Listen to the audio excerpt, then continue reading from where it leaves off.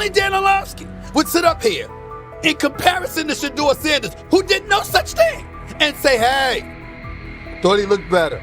I thought, I mean, I got to give him the edge here. I thought it wasn't bad. A pick six and a fumble, and we can get over fumbles. Have you heard anybody say that? I know it's possible. Have you ever heard anybody say, get over? Stephen A. Smith responded immediately. As soon as Dillon Gabriel made his comments about Shedeur Sanders, Smith delivered a clear, point-by-point critique that drew national attention across the NCAA media cycle. Dillon Gabriel has a reputation as a good quarterback, not a dominant one. He can post strong numbers against opponents like Tulsa, but his performance has been inconsistent when the stakes in competition rise to playoff level. Well, those who produce get treated differently than those who don't. What he said echoes the mentality of all of America practically, and most certainly the world, as we see things being globalized more and more every day. It was a stupid, idiotic, immature comment, because clearly you were feeling the heat because a lot of people was talking about how Shedeur should be QB. Dillon Gabriel is a capable quarterback, but not a standout. Even so, he chose to talk down to Shedeur Sanders, a quarterback who has navigated constant scrutiny and pressure and still represents the future of a program that was struggling before he arrived. The comparison was weak. The criticism was unnecessary. Stephen A. Smith recognized that and dismantled Gabriel's argument with a clear, direct response. How the Browns react to this, how the locker room reacts to this, how Shedeur reacts to this, because it was a clear shot at Shedeur. But let's say Dillon Gabriel's talking about the media. How could you be a brand new quarterback in the NFL and the first time you get behind a mic after your first game, you throw the media under the bus?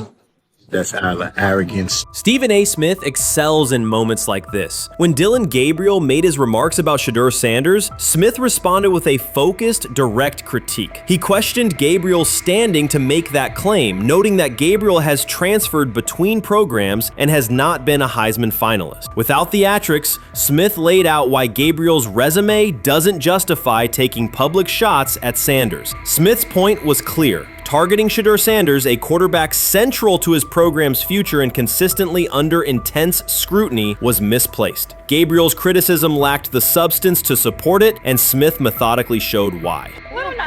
Today on his 42nd I want you to be meaner. birthday. That's number one.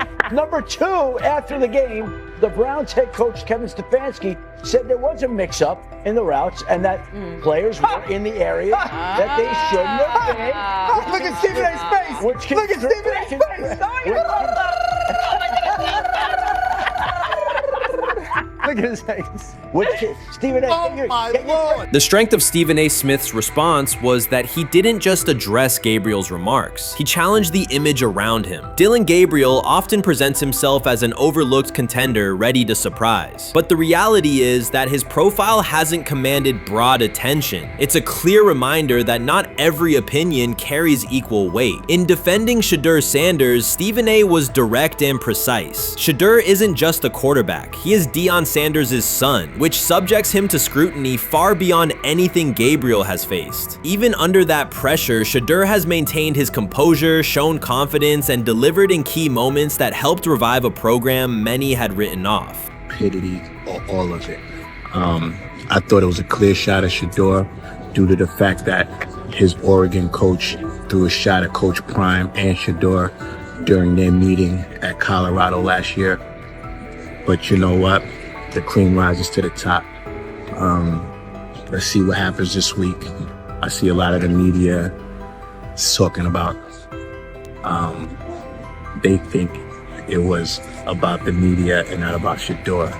And I think that's a chess move. For Dillon Gabriel to take shots at Shedeur Sanders was a miscalculation. Stephen A. Smith made the mismatch clear. Gabriel's attempt to shame Sanders was unnecessary and counterproductive. You don't target Deion Sanders' son when Deion has turned Colorado into primetime television. It underscored that Dillon Gabriel has often played with a chip on his shoulder because the spotlight hasn't followed him. He has been around long enough to compile numbers but not to earn broad respect. That's why going after Shedeur was misguided. Sanders, despite ups and downs, drives headlines. Gabriel's most notable headlines have been his transfers. Stephen A. Smith pressed that point without hesitation, challenging Gabriel's standing and leaving his argument looking like a forced throw that turns into a pick six.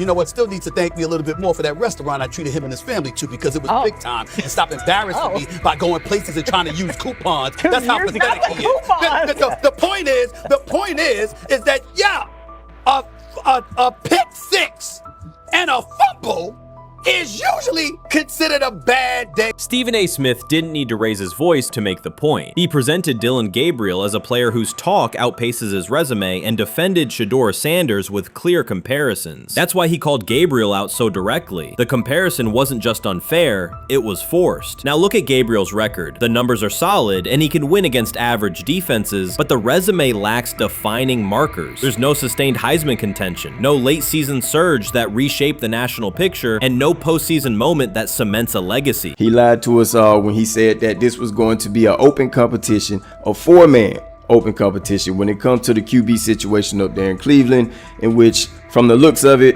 all we've seen it be was a three-man race. The only people that has been getting reps in with the first team or with the veterans are Joe Flacco, Kenny Pickett, and Dillon Gabriel. We've never seen my boy Shedeur Sanders get a chance to get in. Even with him doing the things that he has been doing up there, he has yet to get in with the... Shedeur Sanders was caught off guard by Coach Kevin Stefanski's recent remarks, which have sparked talk of bringing in another starting quarterback. Commentators are debating whether Stefanski's comments reflect eroding confidence in Sanders or a brief lapse in judgment, but the rookie now faces intensified scrutiny over his role. The Browns, we got an analyst that says that Shedeur Sanders should have some kind of a ban? Banishment of some kind? Come again? Say what? For what? And we've got, this would be more troubling. If I'm a Browns fan, and this is where we're going to start, potential dissension in the ranks of the front office and the coach. And over what? Quarterback. When a program's headline quarterback suddenly becomes the subject of sideline murmurs and quiet searches for replacements, the situation is unmistakable. It's a breach of trust. Shedeur Sanders, the passer who put Colorado back in national conversations with his production and profile, has just received a clear message that his job security is in question. Coach Kevin, the assistant previously considered to be in Sanders' corner, made remarks that ignited speculation about changing quarterbacks. Fans, analysts, and even Deion Sanders are now reassessing the team's unity and its true plan for the position. The comment was no accident. It was a deliberate signal that the staff may soon elevate a backup. For perspective, Shedeur Sanders did not step into ideal conditions last season. He was sacked so often that Colorado could have dedicated a locker to every opposing edge rusher who reached him. Could I possibly go to bat for Kevin Stefanski as a great head coach? No, I couldn't. Could you go to bat against him, saying he's a horrible head coach? No, I can't. I think that's why we fall in the middle. I think that's why in a lot of these discussions, and that's why a lot of the rankings, you see him right now in that 15 to 20 range, somewhere in that middle pack of NFL head coaches. I've said earlier, Kevin Stefanski has already been given more head coaches than any coach I've ever seen in Cleveland.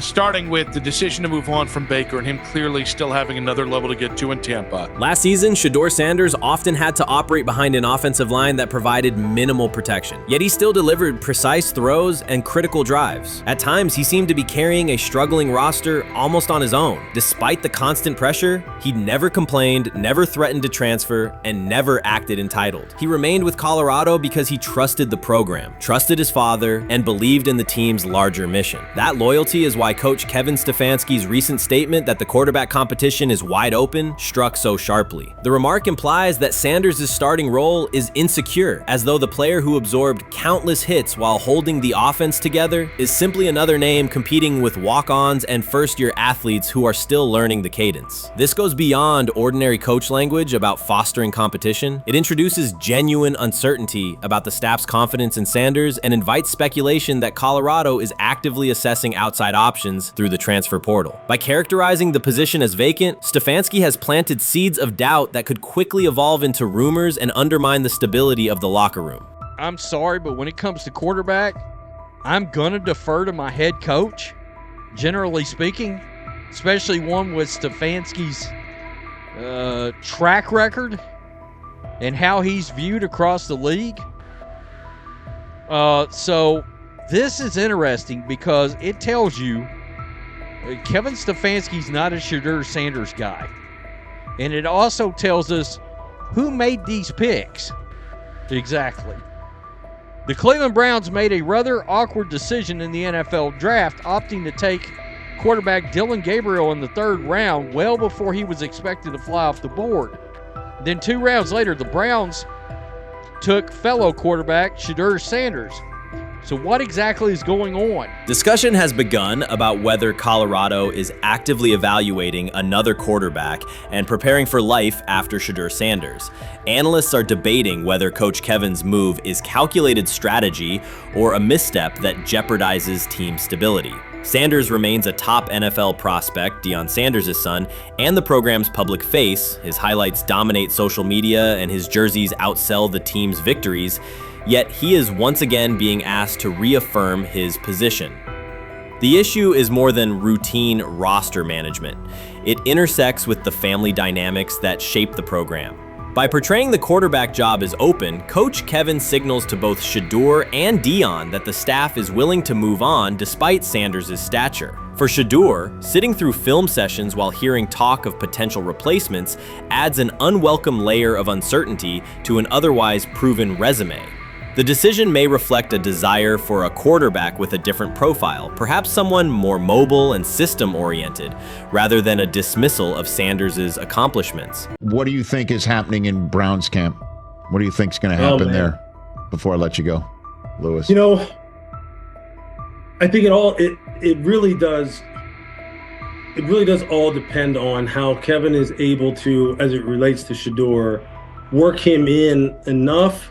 Well, one, Shedeur has to earn the right for Kevin and the staff to have discussions about, hey, we got to get him more reps with the 1s and 2s. We got to get him more reps with the 1s and 2s when we're going team period, not just walk through or not just 7-on-7 team. Louis Riddick reacted sharply on air after viewing practice footage from the Cleveland Browns. The clip showed quarterback Shedeur Sanders executing a string of precise throws while the Browns head coach watched with a broad smile. Riddick questioned whether the session was focused on evaluation or celebration, arguing that visible enthusiasm from the staff could cloud objective assessment of a rookie's progress. Earlier in the segment, Riddick's tone had been measured once the Sanders highlights appeared. He criticized the perception that a routine practice was being treated like a marquee event. He stressed that coaching reactions should remain subdued until performance translates into game situations. Riddick concluded by calling for accountability and asking the Browns to clarify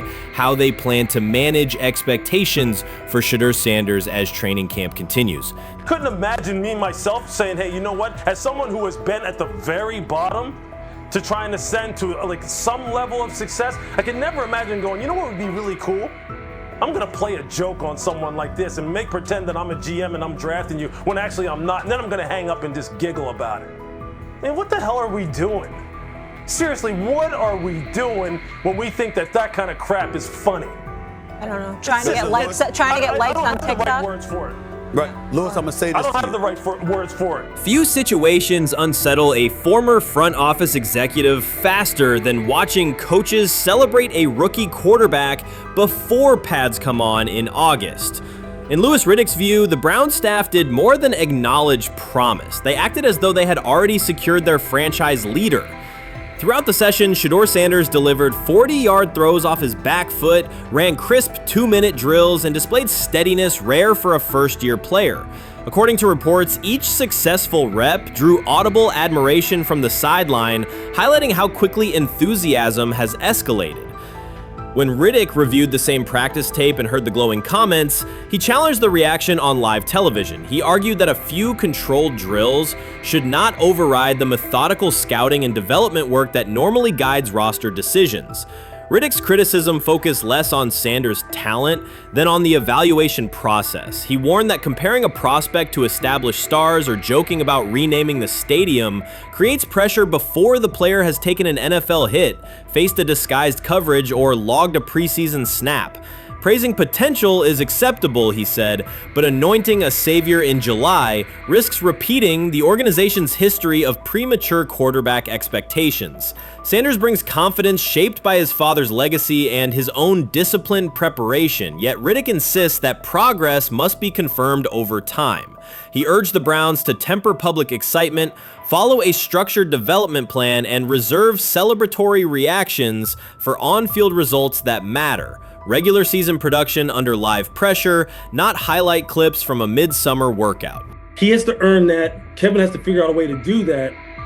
So then you can reasonably assess what you have in him compared to Dillon Gabriel, compared to Kenny, compared to Joe Flacco.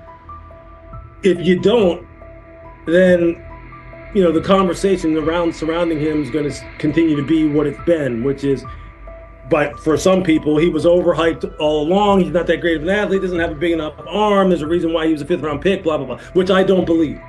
I believe if he is given enough reps, earns enough reps, and then is given enough reps in meaningful situations, he can throw the ball just as good as Joe, if not better, just as good as Kenny, if not better, just as good as Dillon Gabriel. After more than 2 decades in personnel and broadcast analysis, Louis Riddick was dismayed to see a franchise bypass basic evaluation standards after only a series of eye-catching minicamp throws. Reviewing practice footage from Cleveland, he observed Shedeur Sanders drilling 40-yard passes against uncovered receivers and running 2-minute sequences with poise. In Riddick's view, those reps, conducted without pads, contact, or a disguised rush, show arm talent but reveal little about how a rookie handles game pressure. Riddick said the Browns' reaction drifted from objective assessment to outright admiration. Multiple reports indicated coaches were sketching new concepts for Sanders during dinner and referring to dedicated Shedeur packages well before a padded practice. Even the veterans in the quarterback room showed no visible alarm, a sign that staff excitement had already reset the internal depth chart conversation. The analyst emphasized that his concern is not Sanders' skill set. He acknowledged the quarterback's arm strength, footwork, and composure, but rather how quickly the club appears willing to declare him its long-term answer. Riddick cited several past prospects who received similar midsummer acclaim only to stall once real competition began. Given Cleveland's long history of quarterback turnover, he argued the organization should focus on incremental milestones, processing post-snap reads, surviving live pass rushes, and rebounding from mistakes on Sunday afternoons. Riddick urged the Browns to temper expectations and follow a structured development plan so Shedeur Sanders can progress without undue pressure. One coach reportedly admitted he replayed Tuesday's scrimmage film so often that he lost sleep, an anecdote Riddick offered as proof that enthusiasm is already outpacing reality. All asking now is what is going on with Shedeur Sanders, and so the floor is yours. Maybe you can make sense of this free fall with what was at one point the top-rated quarterback in this draft class.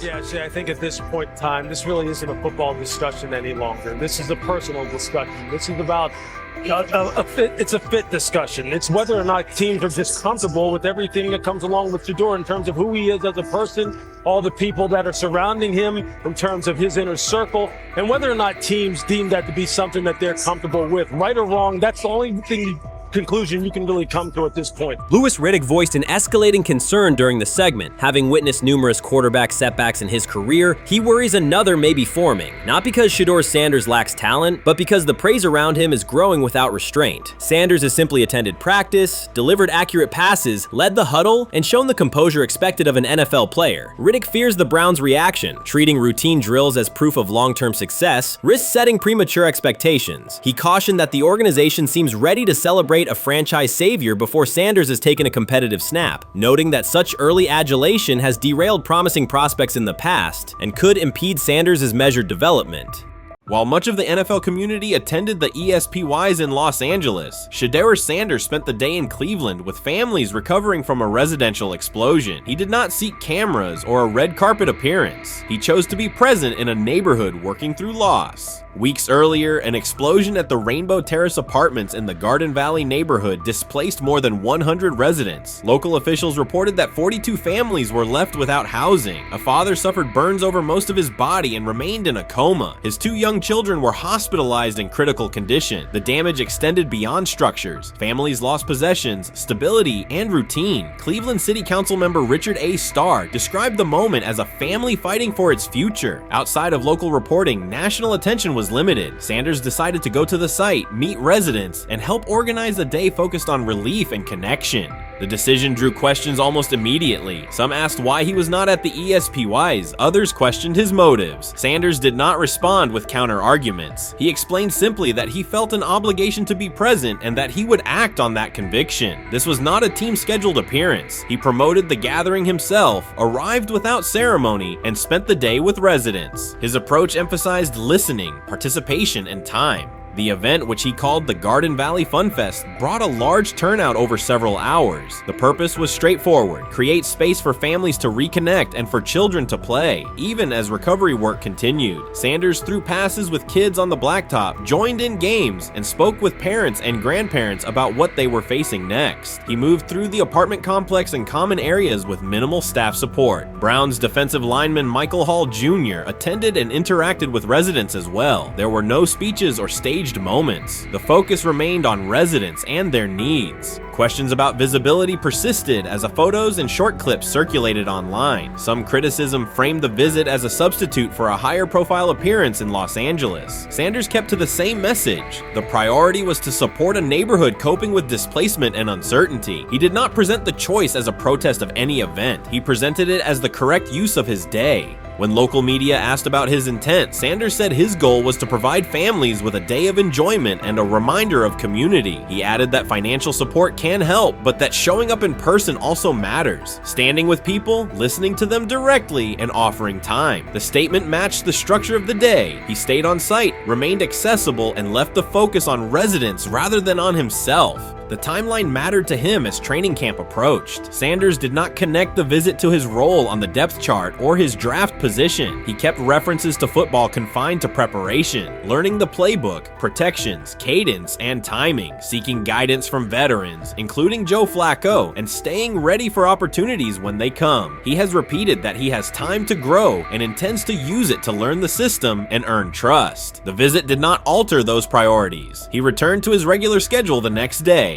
Since arriving in Cleveland, Sanders has treated community work as part of his responsibilities. Before his jersey went on sale, he visited schools, including John Marshall High School, speaking with students about goals, accountability, and effort. He set public objectives confidently, such as long-term aspirations for the franchise, but paired them with routine work in the building, meetings in stall, film, and on-field reps. The day at Rainbow Terrace fit that pattern. Identify a need, show up, contribute, and avoid unnecessary attention. For residents, the Fun Fest provided a brief reprieve from ongoing challenges: housing transitions, school logistics, medical appointments, and the paperwork that follows an emergency. For teammates and staff who observed, it was an example of a rookie investing time locally without seeking a headline. For Sanders, it reinforced how he plans to operate in Cleveland: be consistent, be present, and let action speak. The setting at Rainbow Terrace underscored the scale of recovery ahead.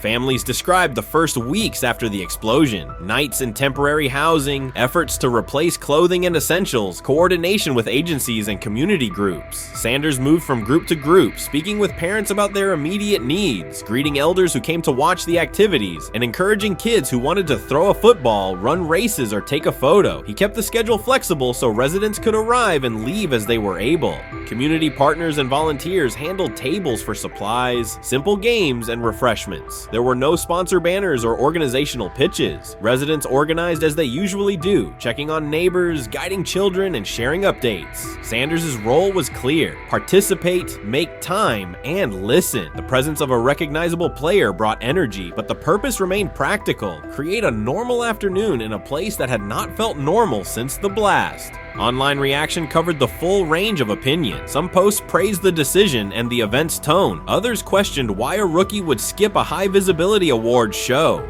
Sanders did not try to manage that conversation. He maintained the same explanation. He chose to spend the day where he believed he could be useful, and then he returned to his football schedule. The approach was consistent with how he addresses other topics: answer directly and move on to the next task. The same measured approach appears in his preparation for camp. Sanders has not asked for public guarantees about reps. He has focused on install recall, cadence, and protection IDs, route timing, and situational work. He has sought input from veterans, thanked teammates who have provided guidance, and spent time with receivers and linemen to align on communication.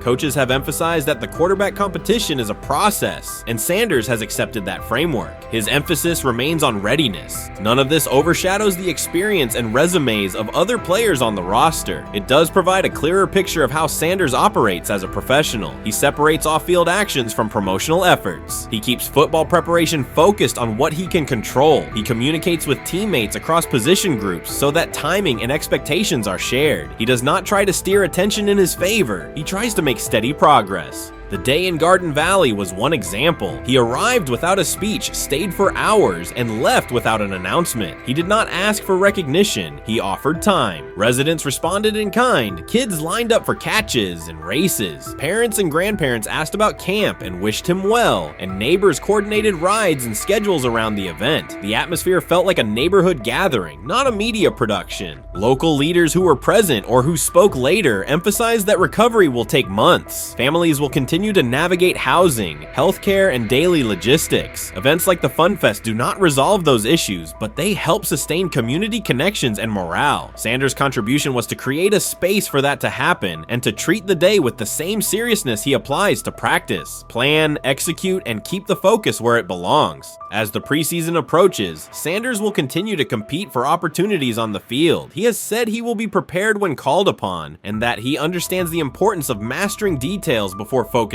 on outcomes. The organization will make decisions based on evaluation, and he will accept the results while continuing to improve. The off-field choices will remain consistent, identify needs in the city where he lives, and contribute in direct, practical ways. The core elements are simple. A neighborhood suffered a significant loss. Residents faced immediate and ongoing challenges. A rookie quarterback chose to spend a day there, without a press conference, without a schedule of talking points, and participate in a community-led event designed to give families a break and remind children that play still has a place. He provided presence, not a headline. He listened more than he spoke. He returned to work the next day. In a league and media environment that often prioritize visibility, Sanders made a different choice. He kept attention on people, not optics. He placed value on time spent in person rather than on appearances. He continued to build trust in the locker room and in the city through steady conduct rather than declarations. That approach, measured, direct, and consistent, will shape how he is viewed in Cleveland as much as any public statement could. The outcome of his football career will be decided on the field by installations learned, reads made, throws delivered, and games played. The outcome of his role in the community will be measured by smaller, quieter moments. Afternoons like the Fun Fest, school visits, and unannounced stops where listening matters more than being seen. For Cleveland residents at Rainbow Terrace, the takeaway from that day was straightforward. Someone who represents their team showed up, stayed, and participated without fanfare. For Sanders, it was the same. Do the work in front of you, whether that is a practice period or a neighborhood event, and keep the focus on the people who are affected most. Grab hold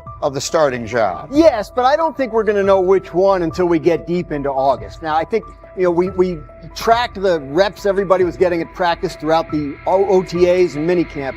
But when you talk to people there, they just want to make sure everybody got what they needed. And that, Kenny Pickett, we find out if he has the goods to be the starter. Joe Flacco, they back him off a little bit. He's 40. He may not need as much. The rookies, Shedeur, Sanders, and Dillon Gabriel, what do they need to learn to make the transition from the college game to the pro game? That's what the spring was about for the Browns quarterbacks. Now, Shedeur Sanders has moved from social media celebrity to on-field standout, and ESPN now lists him among its first-team candidates. Reactions are split. Some fans are impressed while others are skeptical. Whether this reflects Deion Sanders' long-term strategy or simply Shedeur's rapid development, the story is drawing widespread attention. Here's a look at what led to this moment. They never planned on taking him. The problem is, like Ocho Cinco said, you got somebody that has endeared himself to the locker room.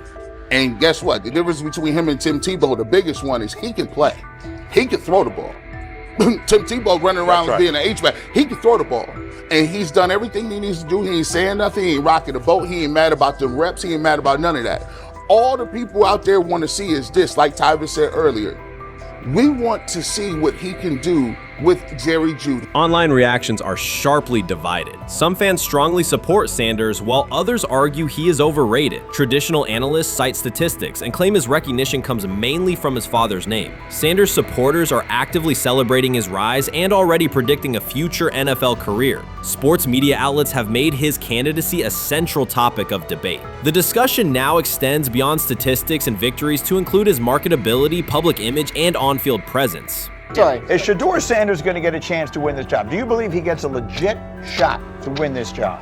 Listen, I think first of all, the action's going to really start in training camp. Like, forget all the OTA stuff. You don't win a job in OTA. The real action starts in training camp. And just like Shedeur said, during the mini camp, when it's time to take your rep, you got to make the most of it. Because I think early on, there's going to be a lot remember, Joe Flacco didn't hardly practice in OTAs and mini camps because they were giving the young guys. Right. So when he gets his opportunity, he's going to have to make the most of it. Analysts are closely reviewing game footage to evaluate Sanders' decisions and mechanics, while others examine his social media activity to see how he balances content creation with quarterback duty. Shedeur Sanders' placement on ESPN's early first-team list has taken over the college football conversation. Supporters circulate his highlights and argue that his on-field production and leadership justify the honor. Skeptics claim the recognition relies too heavily on his family name and question whether his resume is strong enough for first-team status. Analysts are rewatching game footage to assess his reads, accuracy, and pocket presence, while others examine how he balances a high-profile social media presence with quarterback responsibilities. The debate has pushed other storylines, such as conference realignment and NIL issues, into the background, leaving fans and commentators focused on Sanders' performance, marketability, and overall impact on the sport. I'll keep saying it.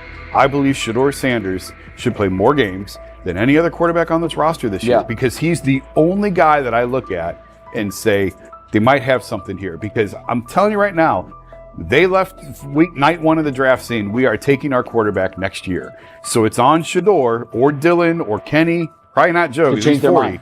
To change their mind. But you got to find out.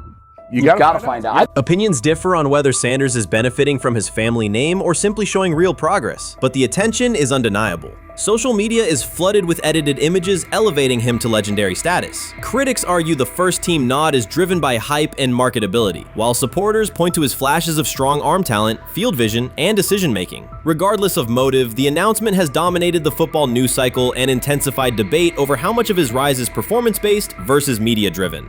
Highlight reels rarely show Sanders' turnovers, late-game mistakes, or inconsistent stretches. Being named to a first-team watch list suggests sustained dominance, something Sanders has displayed only in flashes. His selection appears driven as much by brand recognition and media appeal as by performance. ESPN's decision has intensified debate. Data-driven critics post statistics that question his resume, while passionate supporters predict awards and future NFL success. Commentators recall a time when first-team consideration required years of proven excellence. Yet many fans already see the announcement as confirmation that Sanders is on track for major college football honors. Shedeur Sanders has earned first-team reps when training camp commences later in July. I'm not saying like he's the first guy up when you do 11 on 11s, day 1, 2, 3, 4, 5 at training camp. I'm not necessarily saying that.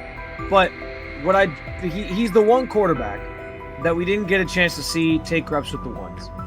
But I think Shedeur has a chance to like make this conversation interesting if he gets those reps with the ones and he has the same success that he did with the 2s, the 3s, and the 4s. I have confidence he can show you something, but I got to see it. We all got to see it before we can actually judge that. Some believe Deion Sanders is already preparing for an award ceremony, while others are furious, threatening to protest ESPN's credibility over Shedeur's first-team mention. Critics argue that honoring Sanders without a full season of elite play undermines college football standards. Supporters insist his performance and profile justify the recognition. The debate reflects a broader clash between traditional merit-based evaluation and modern brand-driven visibility. In today's landscape, first-team consideration is no longer only about statistics. It also involves marketability and audience engagement. Whether welcomed or rejected, Sanders commands attention and embodies the sport's shift toward both performance and personal brand. Sometime last week, and then, and I just tweeted that out again this morning, and then today, the Joe Flacco one got posted. So running through this, and then of course we'll still have Dillon will be next, and then Shedeur will come last. As training camp nears, Mary Kay Kabitt is providing straightforward analysis of the Cleveland Browns quarterback competition. The starter has not been named, but she has moved away from her earlier skepticism of Shedeur Sanders and now acknowledges his talent and potential. Kabitt explained that if Joe Flacco is chosen to start week 1, it will mean he is the most prepared to play immediately. This approach would also give younger quarterbacks such as Kenny Pickett time to adjust, refine their skills, and maximize their potential while Flacco handles the early workload. She added that a Flacco start would not prevent Sanders from earning the position later in the season. The depth chart remains flexible, and Sanders' continued development could put him in line for an opportunity as circumstances evolve. Kabitt also noted that Pickett could win the job for week 1, but he must demonstrate he can integrate smoothly with the offense and perform reliably under pressure. The Browns want a leader who can control the huddle, execute plays efficiently, and maintain composure. Pickett's performances in upcoming practices and preseason games will be critical in determining whether he secures the starting role or Sanders ultimately takes the reins as the season progresses. Things like that. It doesn't mean that that Kenny can't swoop in there and steal that job by them, but he's really going to have to show that he has a complete mastery of this scheme and this system, and that they don't have to dial it back a lot to put him in there. So these will be some considerations, and I do think that that as the preseason goes along, it will become evident. Mary Kay Kabitt recently stated that Shedeur Sanders is ready and the Cleveland Browns are monitoring him closely. After a strong showing during organized team activities and minicamp, Sanders has made notable strides in his development. With continued progress, he is expected to return to the field prepared to contribute meaningfully. The Browns coaching staff is tracking his growth, and anticipation about his long-term role is increasing. Kabitt added that if Sanders maintains this trajectory and continues to demonstrate poise within the team, he will have a legitimate chance to earn the starting quarterback job. Each practice rep strengthens his case, reinforcing the possibility that his development could benefit both the player and the organization. As Sanders impresses, discussion about his future in Cleveland becomes more compelling. Kabitt also emphasized Sanders' advanced understanding of the offense. She noted that his football IQ appears in every drill and that he seems ready to execute the Browns system at full speed. His ability to process defenses quickly and make decisive reads distinguishes him from his peers. With the appropriate opportunity, Kabitt believes Sanders could become a genuine difference maker for the Browns. One area Kabitt highlighted is Sanders' command of pre-snap adjustments. His capacity to diagnose defensive fronts and communicate changes gives him an edge and reflects high football intelligence. If he translates those reads into consistent connections with his playmakers, he could elevate the Browns' offense significantly. By comparison, Kabitt said quarterback Dillon Gabriel is still refining his grasp of complex terminology and play calling. While Gabriel possesses upside, Sanders' comfort with intricate concepts and his ability to manage tight pockets under pressure give him a clear advantage at this stage. Gabriel must sharpen those elements to compete at Sanders' level. Kabitt previously reported that Sanders had already earned first-team practice snaps ahead of Gabriel. Her latest update confirms that Sanders is now approved as the Browns' starting quarterback, solidifying the organization's commitment to him as QB1. Expectations are high, and his response to the challenge will be closely watched throughout training camp and preseason. Kabitt further noted that head coach Kevin Stefanski authorized Sanders to take expanded first-team reps beginning next month. This milestone underscores Sanders' readiness and the coaching staff's confidence in his progress. As the regular season approaches, Sanders aims to cement his status as the starter, and the competition for that position is intensified. Though Sanders leads the race, Kenny Pickett remains in contention. Kabitt stressed that Pickett must prove he can integrate seamlessly with the offense and perform consistently under pressure. His performance over the next several weeks will determine whether he can challenge Sanders for the starting role. With both quarterbacks vying for the top spot, the Browns' Week 1 starter will be one of the most scrutinized decisions of the upcoming season. For now, Kabitt's reporting underscores Sanders' rapid ascent, strong football intellect, and growing command of the offense, qualities that position him well to lead Cleveland's offense when the opportunity arrives. Chris Carter's televised assessment of Shedeur Sanders triggered immediate pushback from Cleveland fans, local media, and even several Browns veterans. Carter dismissed Sanders, a fifth-round pick, as unprepared to start, and framed the growing interest around him as purely a byproduct of surname recognition. Since that segment aired, practice reports have told a very different story. Observers inside the Browns facility describe a rookie quarterback who is closing the gap on Kenny Pickett and Dillon Gabriel with surprising speed. Sanders first turned heads in rookie minicamp by directing the huddle with a calm that belied his inexperience. Position coaches reported that he rarely repeated mental errors during installation periods, a trait they rank highly when grading young quarterbacks.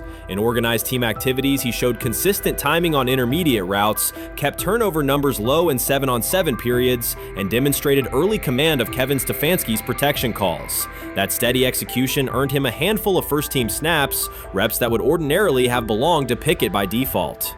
By mandatory minicamp, the rotation had shifted again. Practice notes from beat reporters detail the rise in Sanders' workload each day. Red zone series against the starting defense, 2-minute drills, and full field scrimmage possessions in which he checked out of called plays when fronts dictated it. Mary Kay Kabitt, initially skeptical Sanders would challenge for game day snaps in 2025, wrote after consecutive sessions in mid-June that his footwork, release speed, and pocket management had, quote, meaningfully tightened since rookie camp. Her tone marked a clear departure from early spring projections that labeled labeled Sanders a long-term developmental project. The broader quarterback context in Cleveland magnifies that progress. Deshaun Watson's availability and form remain uncertain after 2 injury-interrupted seasons, while Pickett's transition from Pittsburgh has been uneven. Dillon Gabriel's arm strength is evident, but coaches continue to stress hesitation in his full-field reads. Against that backdrop, Sanders' quick decision-making and mechanical efficiency have begun to look less like a pleasant surprise and more like the roster's most reliable short-term plan. Inside the locker room, acceptance has followed performance. Wide receivers cite Sanders' ball placement on outbreaking routes, noting that the ball routinely arrives on the upfield shoulder, a small but essential detail that allows for yards after the catch. Offensive linemen appreciate his pocket awareness. Joel Bitonio remarked privately that Sanders slides up instead of bailing when edge pressure flashes. Defensive backs say his eye discipline forces them to hold coverage longer than they expected against a rookie. Such cross-positional respect develops only when day-to-day tape shows tangible improvement. The reaction to Carter's critique highlights a recurring double standard applied to young black quarterbacks. Traits celebrated as swagger or confidence in other players were labeled arrogance when associated with Sanders, yet the quarterback himself has not responded publicly. There have been no subtle social media jabs, no mention of critics in interviews, only repeated references to competing for every rep and learning from veterans. That measured approach, combined with hard evidence from practice, has softened earlier doubts among coaches who prioritize demeanor as much as arm talent. Within the coaching staff, the discussion now centers on readiness thresholds. Stifansky's scheme relies heavily on quick rhythm throws, defined reads, and disciplined pocket movement. Those requirements align with Sanders' strengths: a compact release, willingness to target the middle of the field, and instinctive timing on RPO concepts carried over from his college tape. Staffers reviewing cut-ups from joint practices note that his internal clock already approximates NFL speed, a metric they did not expect to see until mid-season at best. If that trajectory continues through preseason games, the Browns face a consequential decision. Starting a 5th-round rookie 6 weeks after training camp opens would unsettle salary cap assumptions, depth chart politics, and external perceptions of organizational stability. Yet the internal mandate remains clear: the most prepared quarterback will play. That standard places Sanders in genuine contention because every practice metric used to grade readiness, turnover ratio, red zone efficiency, 3rd down conversion rate has trended in his favor since early June. The organizational stakes are considerable. Cleveland has cycled through starting quarterbacks at a startling pace over the past decade, shifting from first-round investments like Baker Mayfield to high-cost gambles such as Watson,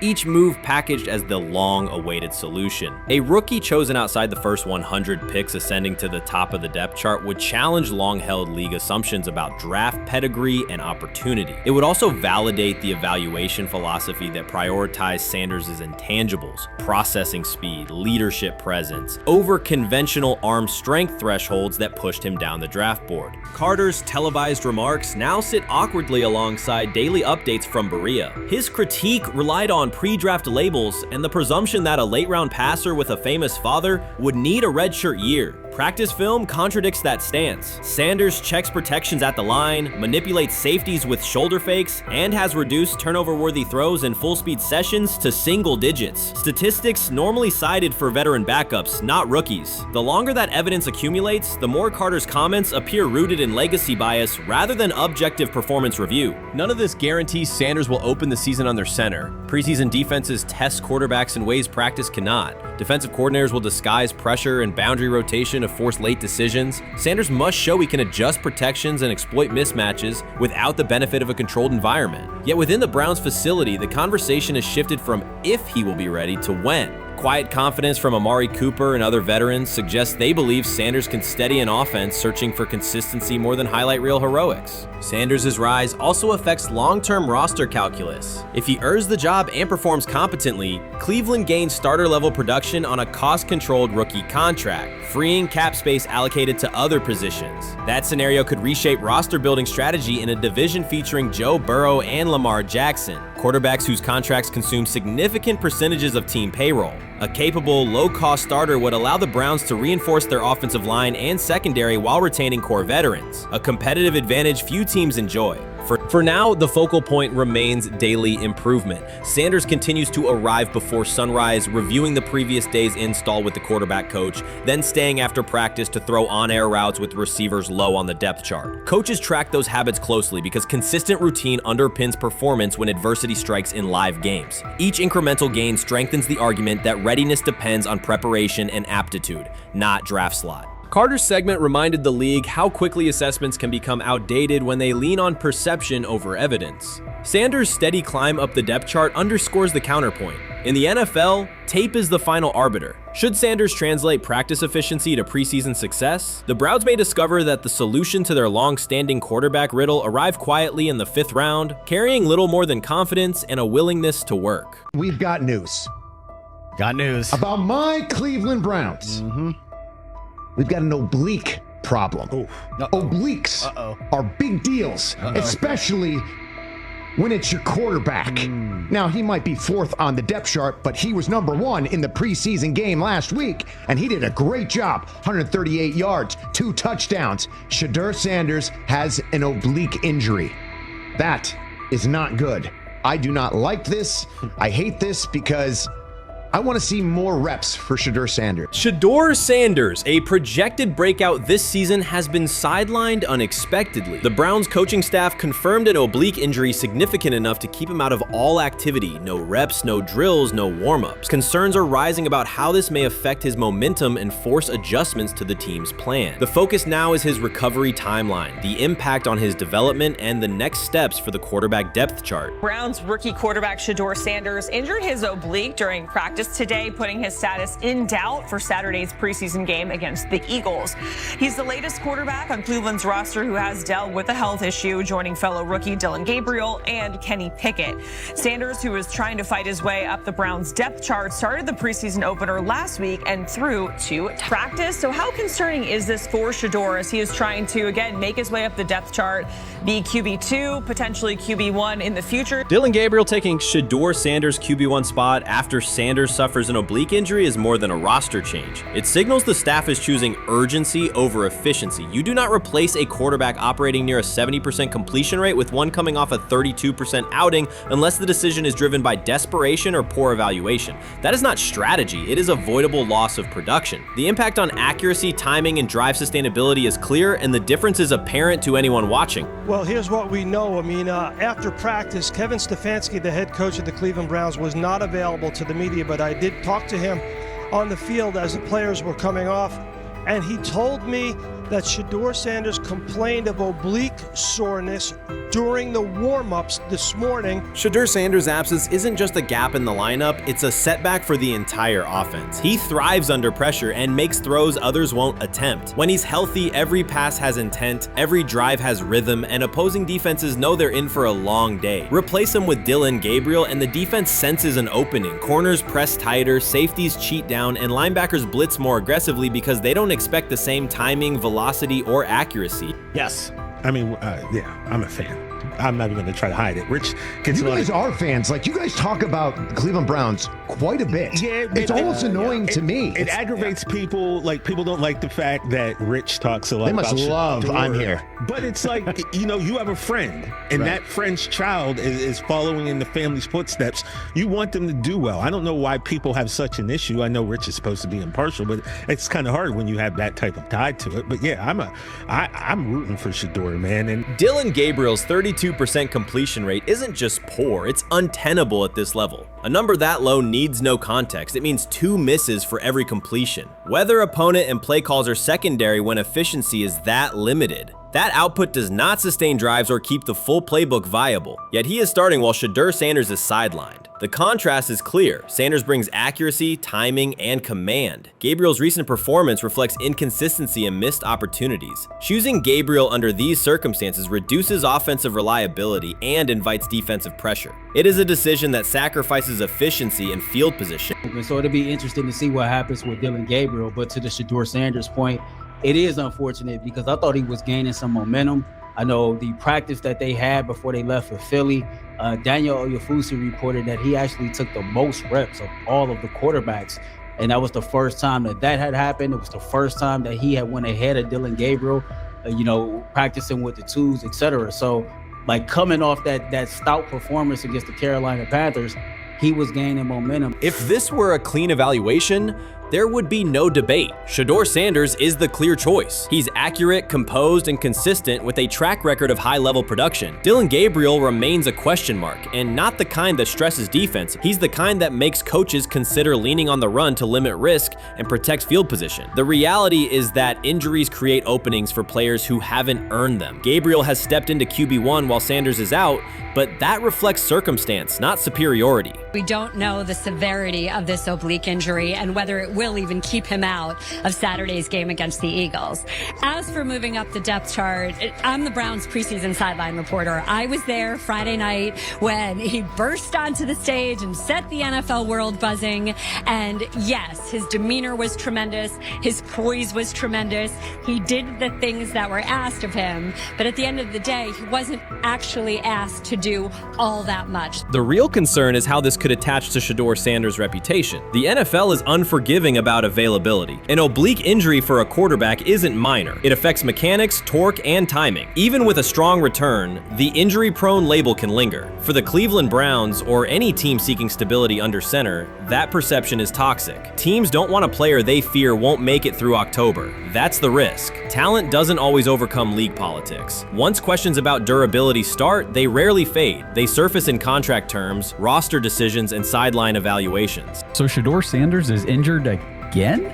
If you were following along on social media today for the Browns' first joint practice in Philadelphia against the Eagles, wow, you were in for a tumultuous ride. I mean, all the reporters, both Browns and Eagles reporters, were pretty much flabbergasted at the fact that Shedeur Sanders was taking 0 team reps during the day, and even Tyler Huntley was getting team reps instead of Shedeur. And then it came out, obviously, you know, everybody's speculating. There's people calling for Kevin's jobs, and before I go any further, I don't blame anybody, ever. Meanwhile, Dillon Gabriel's numbers should be sidelining him, not elevating him. A 32% completion rate isn't a dip, it's a warning sign that points to issues with field vision, timing, and receiver cohesion. That's the quarterback taking snaps while Shedeur Sanders is out. Put their work side by side and the gap is obvious. Sanders shows consistent placement, timing, and footwork that reflect high-level execution.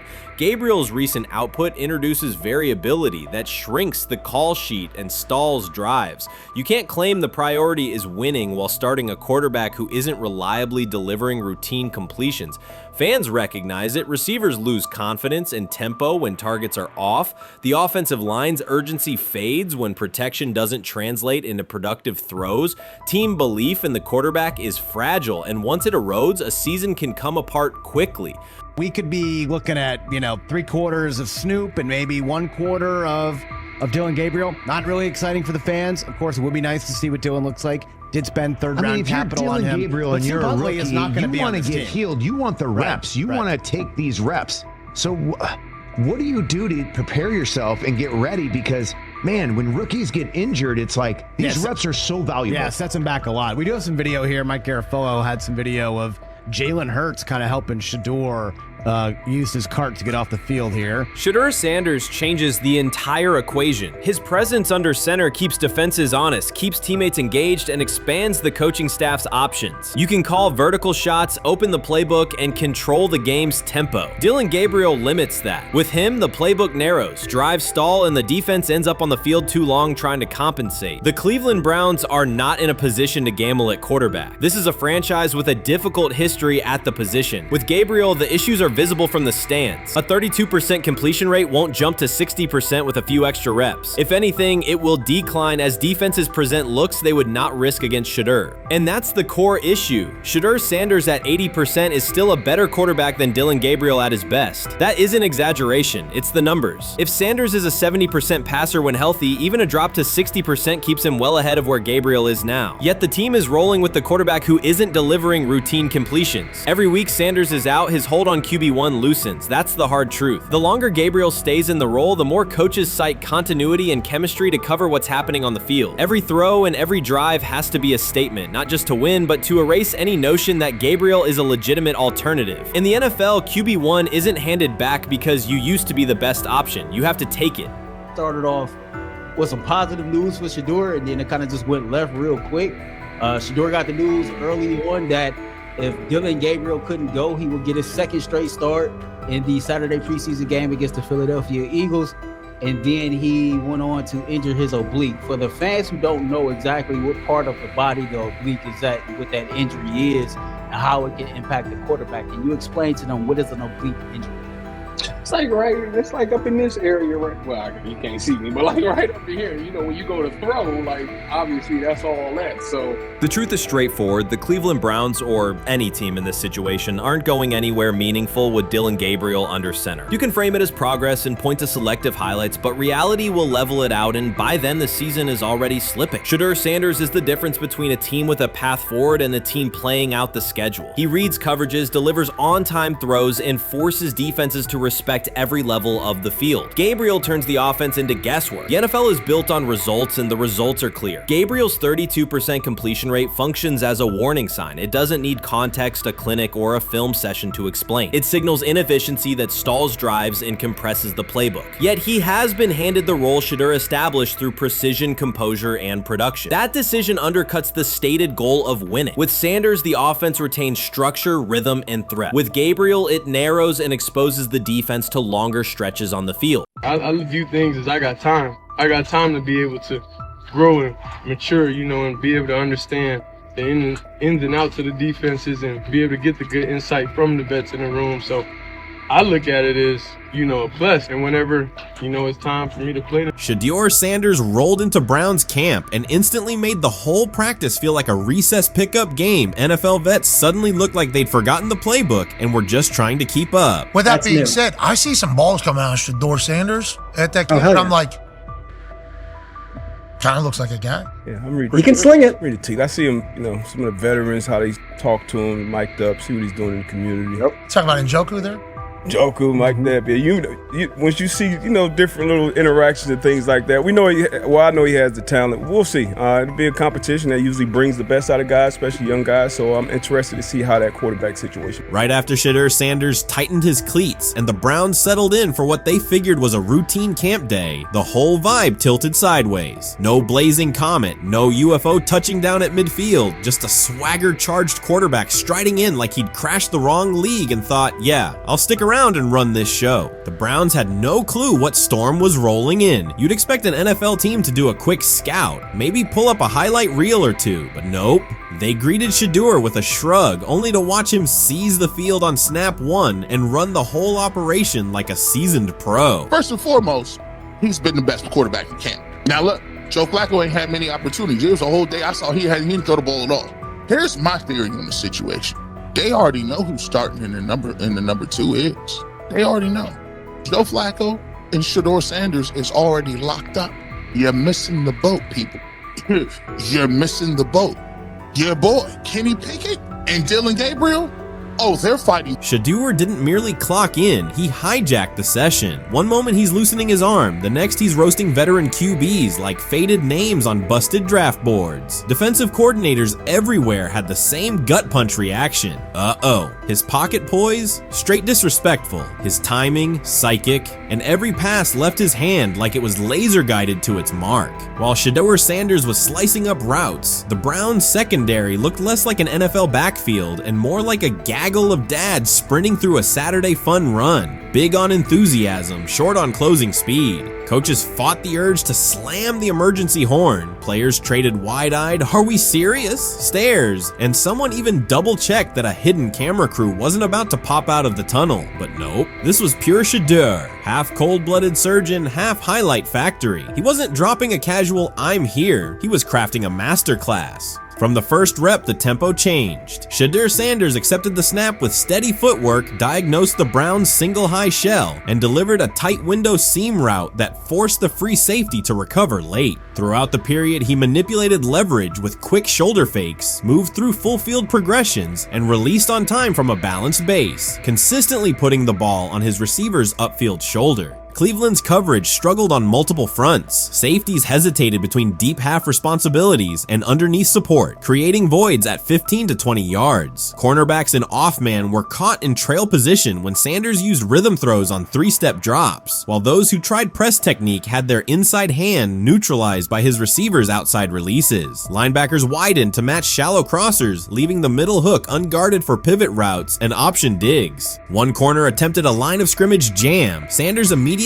adjusted the route to a back shoulder fade, releasing the ball before the break and rendering the press ineffective. Over the session, he showcased pocket discipline, reclimbing to maintain throwing lanes rather than drifting, and finished with a series of anticipatory throws against cover 2 cloud, fitting vertical outs between the flat and deep half defenders. Sanders' combination of rapid post-snap processing, precise ball placement, and pocket efficiency exposed coverage mismatches at every level and highlighted communication gaps in the Browns secondary. By mid-session, the Browns defensive staff clearly recognized their calls were outmatched. Every adjustment, a roll to cover 6, a simulated pressure, a late rotate to 2 high, was neutralized once Shedeur Sanders confirmed the post-snap picture. Routes that had taken weeks to script were beaten by timing and location. Comeback set at 12 yards broke open before the corner's transition. Slot seam outs dotted the void between the flat and deep half defender, and boundary receivers beat press with quick hand techniques, receiving the ball before the trail man could recover. Sanders' command was methodical. He used cadence to freeze plug blitzes, re-ID'd the mic when linebackers sugared the A-gaps, and maintained a firm base so he could reset and fire without resetting his feet. His receivers benefited from that rhythm. Top of the stem, eyes back, ball delivered on their upfield shoulder, allowing immediate transition to YAC. The Browns front tried a late stunt to compress the pocket. Sanders climbed 2 steps, re-spotted the shallow crosser, and delivered in stride, turning a potential sack into a 20-yard gain. What stood out most was how little ramp-up Sanders needed. From his first series, he processed full field concepts at tempo, cycling through progression reads without hitching. The poise under interior pressure, consistency in ball placement, and ability to manipulate zone defenders left the Browns' coordinated disguise packages ineffective and forced them into static coverage by the end of the period.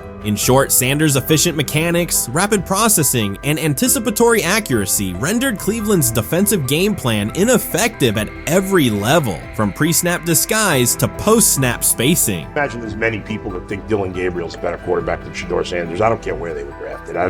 If the Browns are the one team that thinks that, then I'm going to suspect it's not true. They don't know what listen, they've been on every quarterback evaluation for 30 years. Right. I never root against anybody. Yeah. But I'd be surprised if Dillon Gabriel's ever a legitimate starting quarterback for the Cleveland Browns. I'd be surprised. I just don't think. Well, then it is a wasted pick because you took him in the top 100.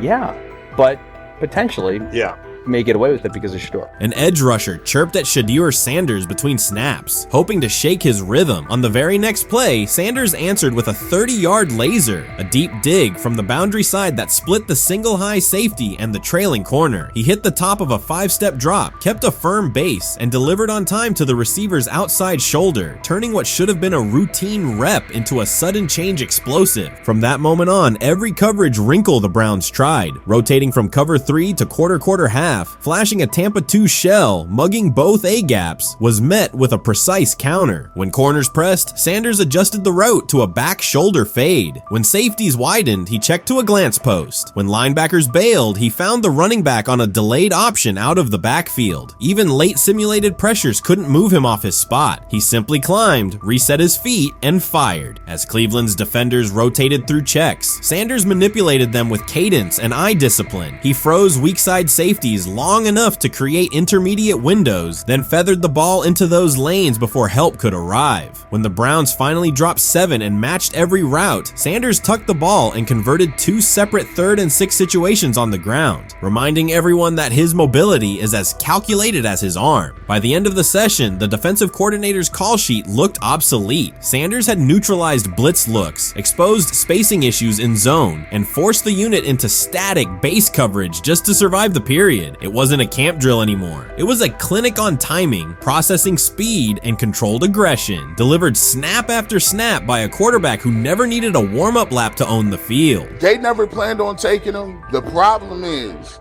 like Ocho Cinco said, you got somebody that has endeared himself to the locker room. And guess what? The difference between him and Tim Tebow, the biggest one, is he can play.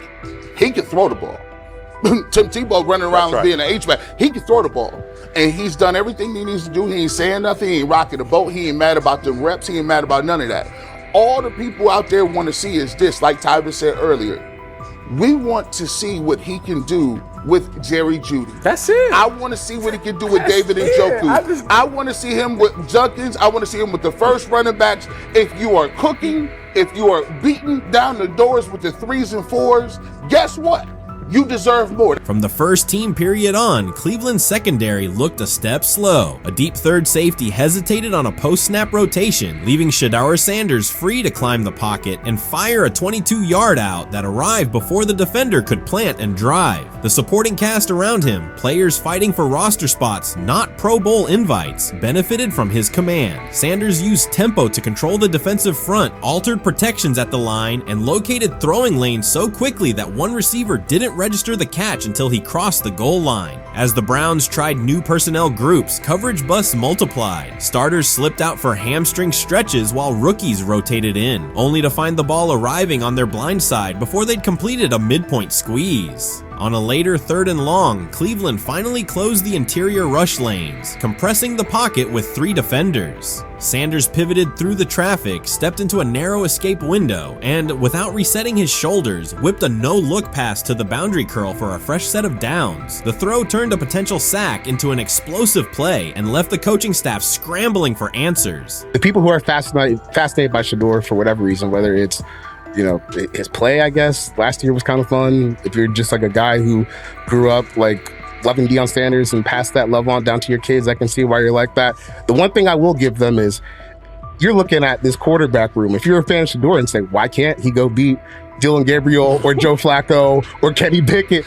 So I do understand that part of it, right? Because why not? Why couldn't he be the Brown starter in October or November? That looks like a quarterback room where everyone will get a chance to start. When he led college football in completion percentage and he threw almost 40 touchdowns for over 4,000 yards, how tall was he? Because they make it seem like he shrunk all of a sudden, RC. Oh, how lively was his arm? Because all I know is somebody did that. Somebody threw for over 4,000 yards, somebody threw for almost 40 touchdowns, and somebody led college football in completion percentage. Now, I'm trying to figure out, what I try to figure out all the time, Mel, is how a guy that hadn't played football in almost 5 months. Shannon Sharp has publicly defended Shedeur Sanders and criticized those questioning him. Sanders has earned higher recognition and some fans are responding negatively. Although there's debate about whether he belongs on a second team list, Sharp maintains that Sanders' career is clearly ascending. Reactions on social media are mixed. Some users are angry, others are surprised, and a few say they anticipated this result. The conversation remains active. When reports confirmed that Shedeur Sanders had been elevated from second team to near top tier status, Shannon Sharp issued an emphatic response. He delivered a detailed rebuttal to critics, underscoring why Sanders deserved the promotion and directly challenging those who doubted the decision. I don't think that he was underprepared during these meetings. I don't believe any of these stories that he showed up arrogant and that he was bombing his interviews. I mean, you watch the film, he's on time, he's on point.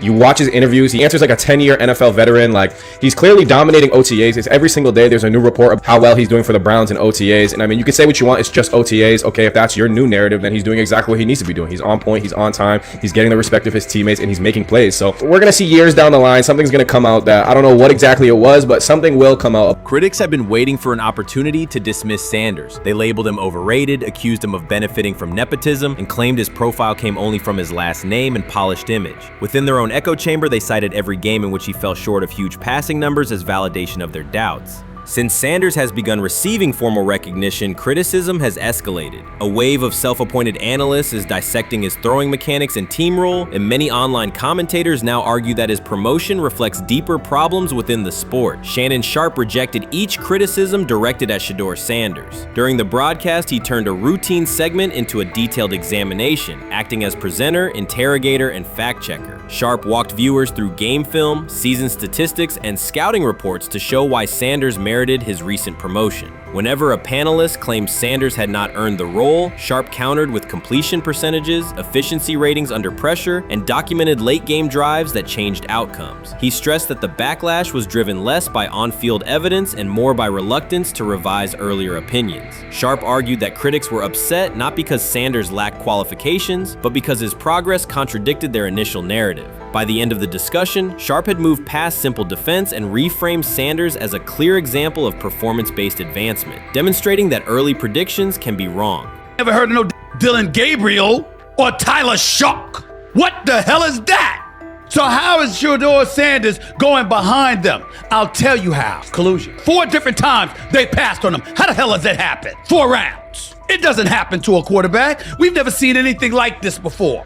Shedeur Sanders with the watch. Shedeur Sanders with his bravado. Shedeur Sanders with this supposed arrogance or whatever. Shedeur Sanders' advancement did not happen by chance. While detractors questioned his resume online, he continued to prepare, attend every practice, and deliver accurate throws under pressure. The contrast between his output and the complaints directed at him has been stark. Some critics even argued the selection committee was, quote, biased toward performance, as if rewarding strong play were improper. Rumors quickly followed. Certain commentators speculated that a public relations push from the Sanders family must have influenced voters, suggesting everything from coordinated media strategies to alleged favors for coaches. None of these theories addresses the basic point. Sanders earned his promotion through consistent production, poise in the pocket, precise ball placement, and efficient decision-making. Shannon Sharp highlighted these facts during his response. He noted that Sanders' performance metrics justify the recognition and emphasize that resistance to the move stems more from prior prejudice than from substantive evaluation. For Sharp, the goal was clear: present the data, challenge unfounded claims, and correct the narrative. The discussion therefore became a broader statement about acknowledging merit and abandoning outdated assumption. Colin Cowherd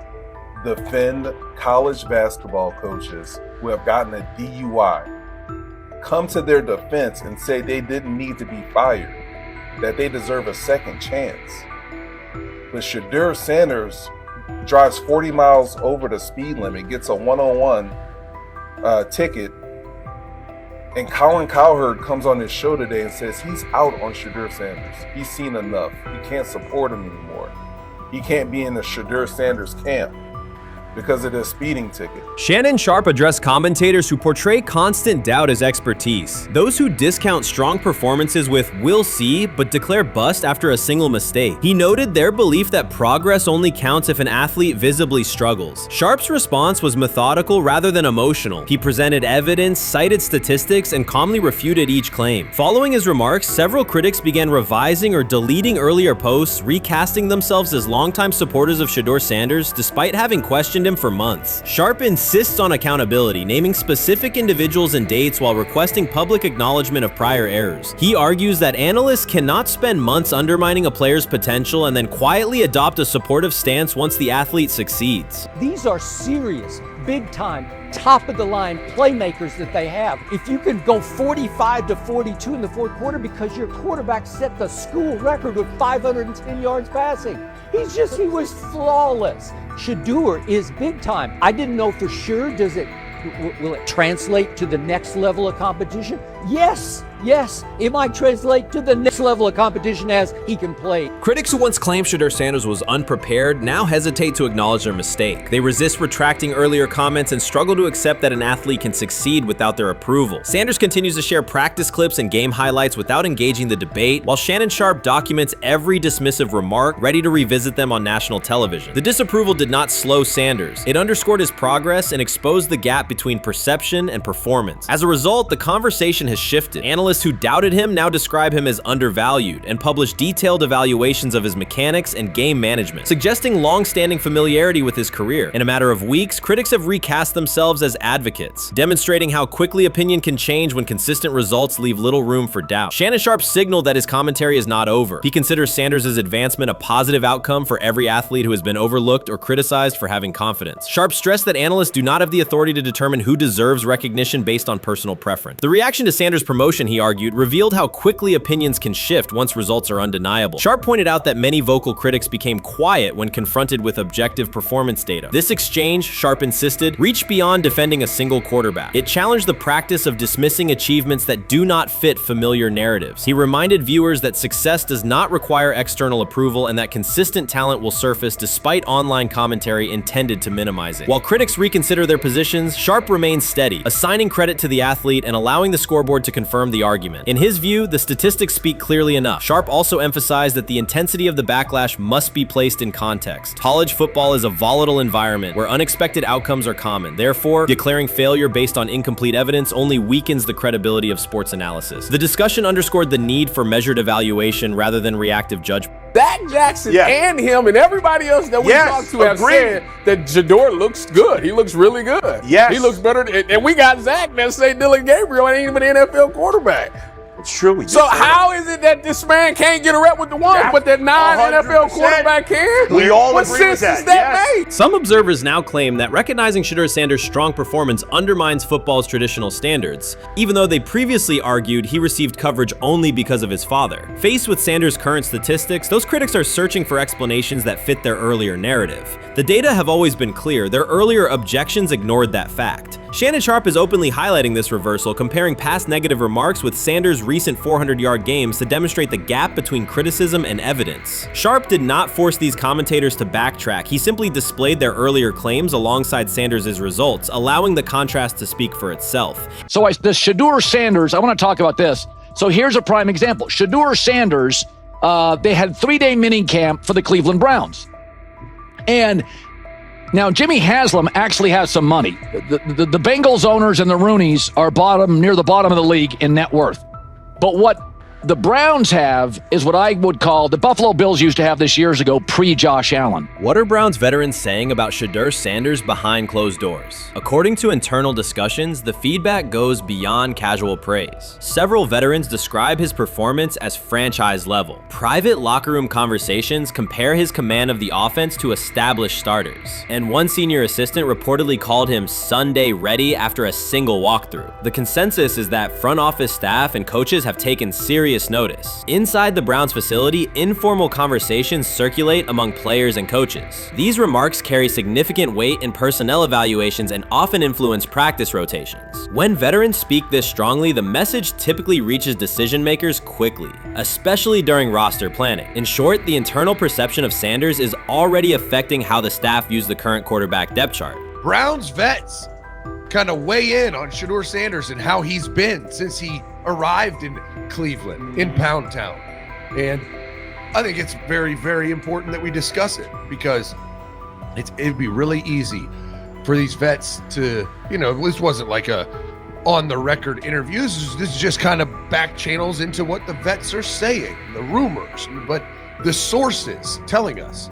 And we have a couple quotes, but Shedeur Sanders, Cleveland Browns, it seems like it's going well. And it's almost like you don't want to talk about it. At the center of the growing internal buzz is Shedeur Sanders, the rookie who entered Berea with late-round expectations but is being discussed privately as a potential long-term starter. This is not a routine camp tale about an extra arm taking practice snaps. Sanders has seasoned teammates, players with playoff mileage, quietly reassessing his ceiling. Observers who overlook these conversations risk missing one of Cleveland's most deliberate personnel moves in years. Sanders is not on the roster because of his surname. The Browns reviewed their quarterback depth, weighed costs, and chose a controlled, development-oriented option they believe can stabilize the position. His presence is already changing practice dynamics. Veterans notice his pocket awareness, adjust routes to his timing, and acknowledge that he processes coverage at an advanced level for a first-year player. Leadership patterns in the huddle feel different. Sanders delivers with precision and composure that challenge defenders to reevaluate their calls. The strategic upside is clear. A 4-year rookie contract offers cap flexibility while other franchises cycle through expensive stopgaps. Coaches and front office staff view Sanders as a calculated investment, not a publicity experiment. Outside chatter still focuses on Joe Flacco's age or Kenny Pickett's development. Inside the facility, however, veterans pause film sessions to dissect Sanders' ball placement and progression speed. Position coaches highlight clips where he works through reads decisively and delivers on time, traits rarely attributed to rookies. Sanders' confidence is measured rather than theatrical. He moves as though the NFL tempo is familiar, and that calm spreads across the roster. Experienced defenders are rechecking the depth chart and asking if the quarterback competition is tighter than publicly acknowledged. Great kid, and whether it's a following that he's earned, I mean, that's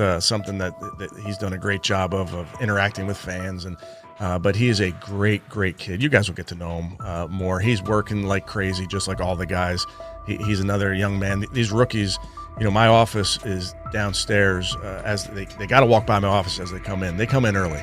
And Shedeur, just like all those guys, he's in there early. He's getting his work done. He has not yet secured the starting job. Evaluations so far come only from brief practice periods, no comeback drives, no national headlines, just steady execution in shorts and helmets. In a league that celebrates splashy debuts, Shedeur Sanders is earning trust rep by rep. Veterans typically withhold judgment until late in camp, yet several are already studying his footwork and timing, which suggests genuine respect. Inside the building, coaches sense that the Browns may have finally found a stabilizing presence at quarterback. Cleveland's recent history underscores why this matters. The team has started 9 quarterbacks over the past 2 seasons, an indicator of instability rather than depth. Sanders arrives with composure, arm strength, and a well-known surname, so any sign of readiness is magnified. Financial context also plays a role. The Browns are allocating a significant portion of the salary cap to Deshaun Watson, whose performance has not matched that investment. To manage costs, the front office signed 4 additional quarterbacks on low-impact contracts. Together, they account for far less than Watson's annual cap figure. If Sanders continues on his current trajectory, that structure could give Cleveland both competitive clarity and much-needed financial flexibility. He's the only person who's come out and say, hey, man, this dude look kind of good, man. Let me tell you what I heard. A lot of people reaching out to players in the locker room and stuff. To me, I think this is it's a red herring. Like, I'm supposed to suspend myself to disbelief that he was going to look bad. I've never expected him to look bad to start with.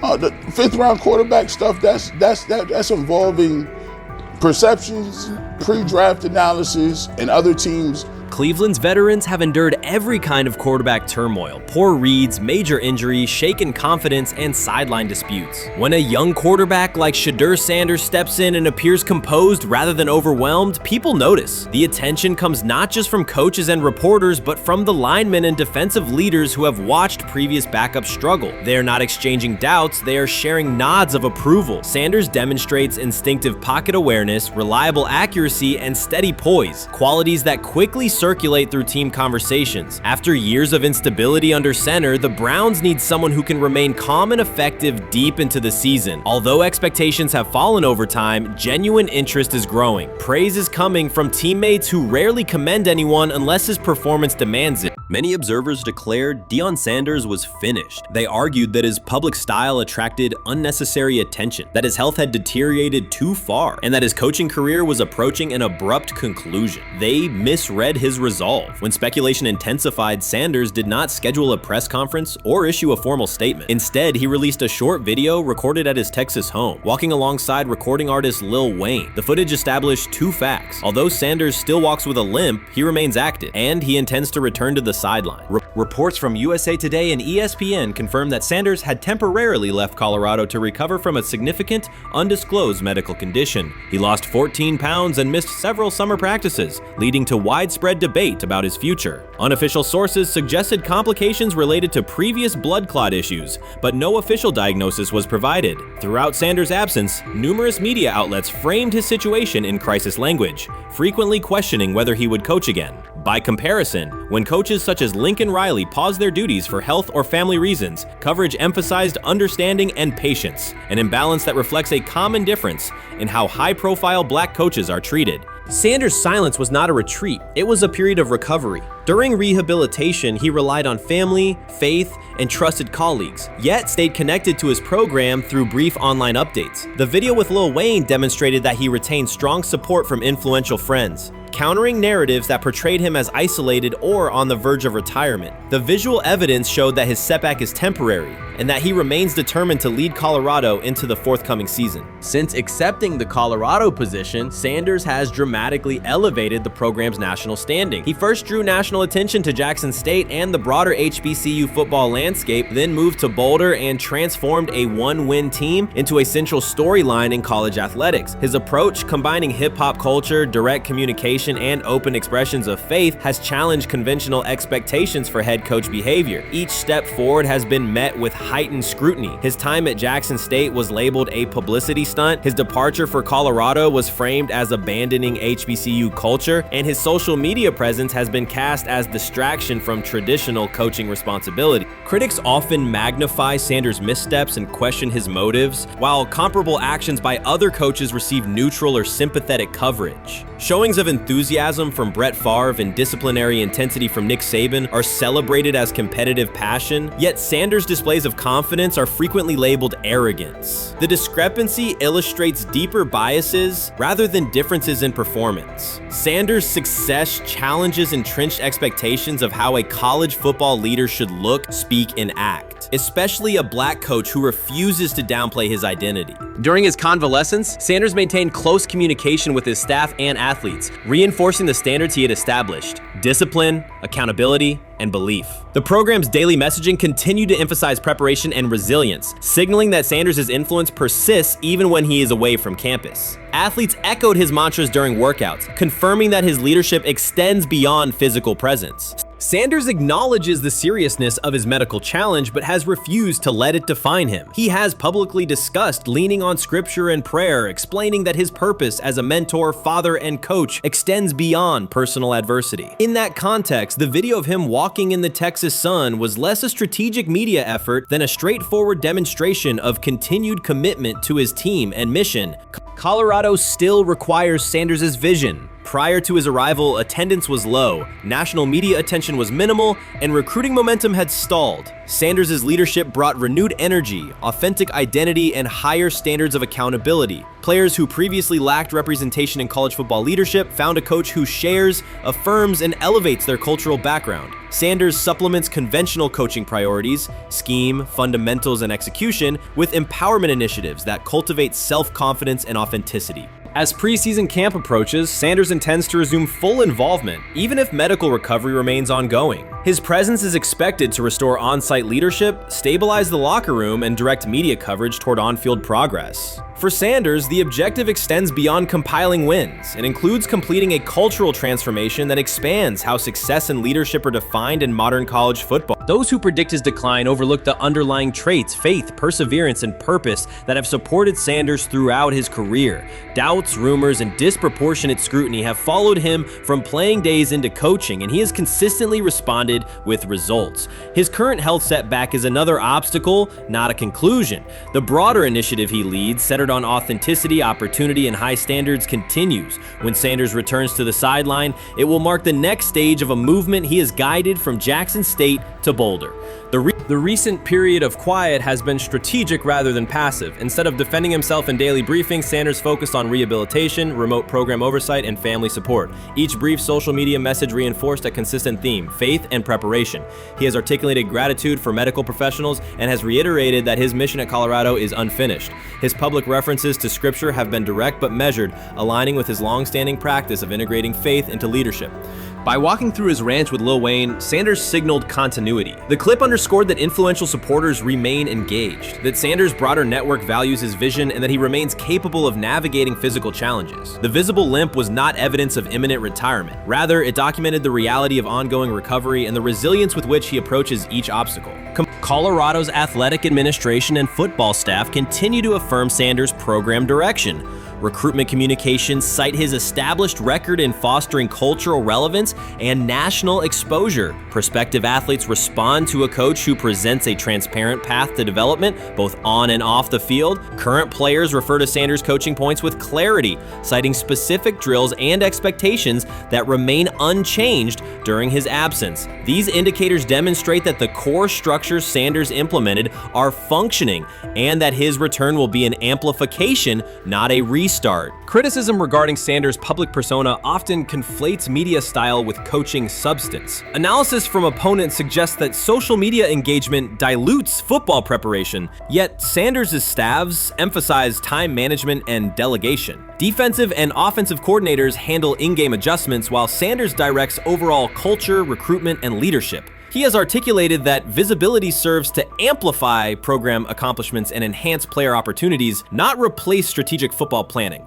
Some commentary has attempted to reframe Sanders' health issue as evidence that his coaching model is unsustainable. The argument ignores the documented health challenges faced by numerous coaches across levels of competition. For example, college coaches recovering from heart procedures or joint replacements have returned to successful seasons after appropriate medical clearance. Sanders' case follows a comparable trajectory. Medical complications require temporary separation, structured rehabilitation is prioritized, and a managed return is planned. Institutional medical protocols at Colorado dictate clearance requirements. Sanders will meet those before resuming full sideline duties. Colorado's players have expressed public confidence in Sanders' eventual return, citing regular virtual check-ins and continued accountability. Several athletes noted that positional meetings included recorded messages from Sanders reinforcing tactical goals and personal discipline. These details confirm that Sanders has remained actively engaged, albeit remotely, and that team culture remains aligned with his principles. Looking ahead, Colorado's schedule will attract national attention, both for on-field competitiveness and the storyline of Sanders' comeback. Analysts will evaluate how quickly he reestablishes day-to-day rhythm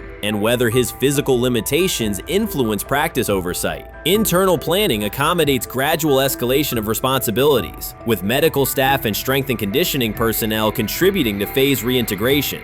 The broader significance of Sanders' return extends beyond Colorado. His visibility continues to challenge prevailing narratives about leadership styles and pathways in college athletics. By prioritizing authenticity, open articulation of faith, and cultural expression, Sanders offers a contrasting template to more conventional models. His eventual recovery and sideline presence will reinforce the argument that diverse leadership profiles can succeed in elite collegiate competition. In summary, rumors of Deion Sanders' coaching demise were premature. Verified reports confirm a substantial but temporary medical setback. He used the time away to focus on health, sustain program engagement, and rely on a support system anchored in family, friends, and faith. His recent public appearance demonstrated active recovery and reaffirmed his intention to resume leadership in Boulder. The forthcoming season will test Colorado on the field, but it will also underscore the durability of Sanders' vision, one that combines competitive ambition with cultural resonance. Observers who continue to question his longevity overlook the resilience and purpose that have defined his career. Sanders' return is imminent, and the movement he leads remains intact. They say training camp decides depth charts, but Shedeur Sanders began fighting for his job long before he will step inside the Browns facility. While most first-year players squeezed in one last vacation, he slipped onto a private field in Texas, strapped on Cleveland's helmet and shoulder pads, pulled a fresh number 2 jersey over his chest, and started rifling timing routes as if it were the opening drive of week 1. No cameras, no hype track, no product placement, just sweat, cadence, and ball placement. A rookie does not rehearse in full game gear unless he already envisions himself commanding the huddle. Plenty of observers shrug that clip off. They insist the 5th rounder, quote, isn't ready, cling to depth chart conventions, or whisper that the name across his shoulders did most of the talking on draft day. Maybe it is the Deion connection, maybe it is a preference for prospects who blend quietly into the background, or maybe the league's gatekeepers fear the possibility that the kid is better than the quarterbacks they have spent months promoting. Whatever the motive, the countdown has started, and video rarely lies. Shedeur Sanders is not preparing to arrive. He is preparing to lead.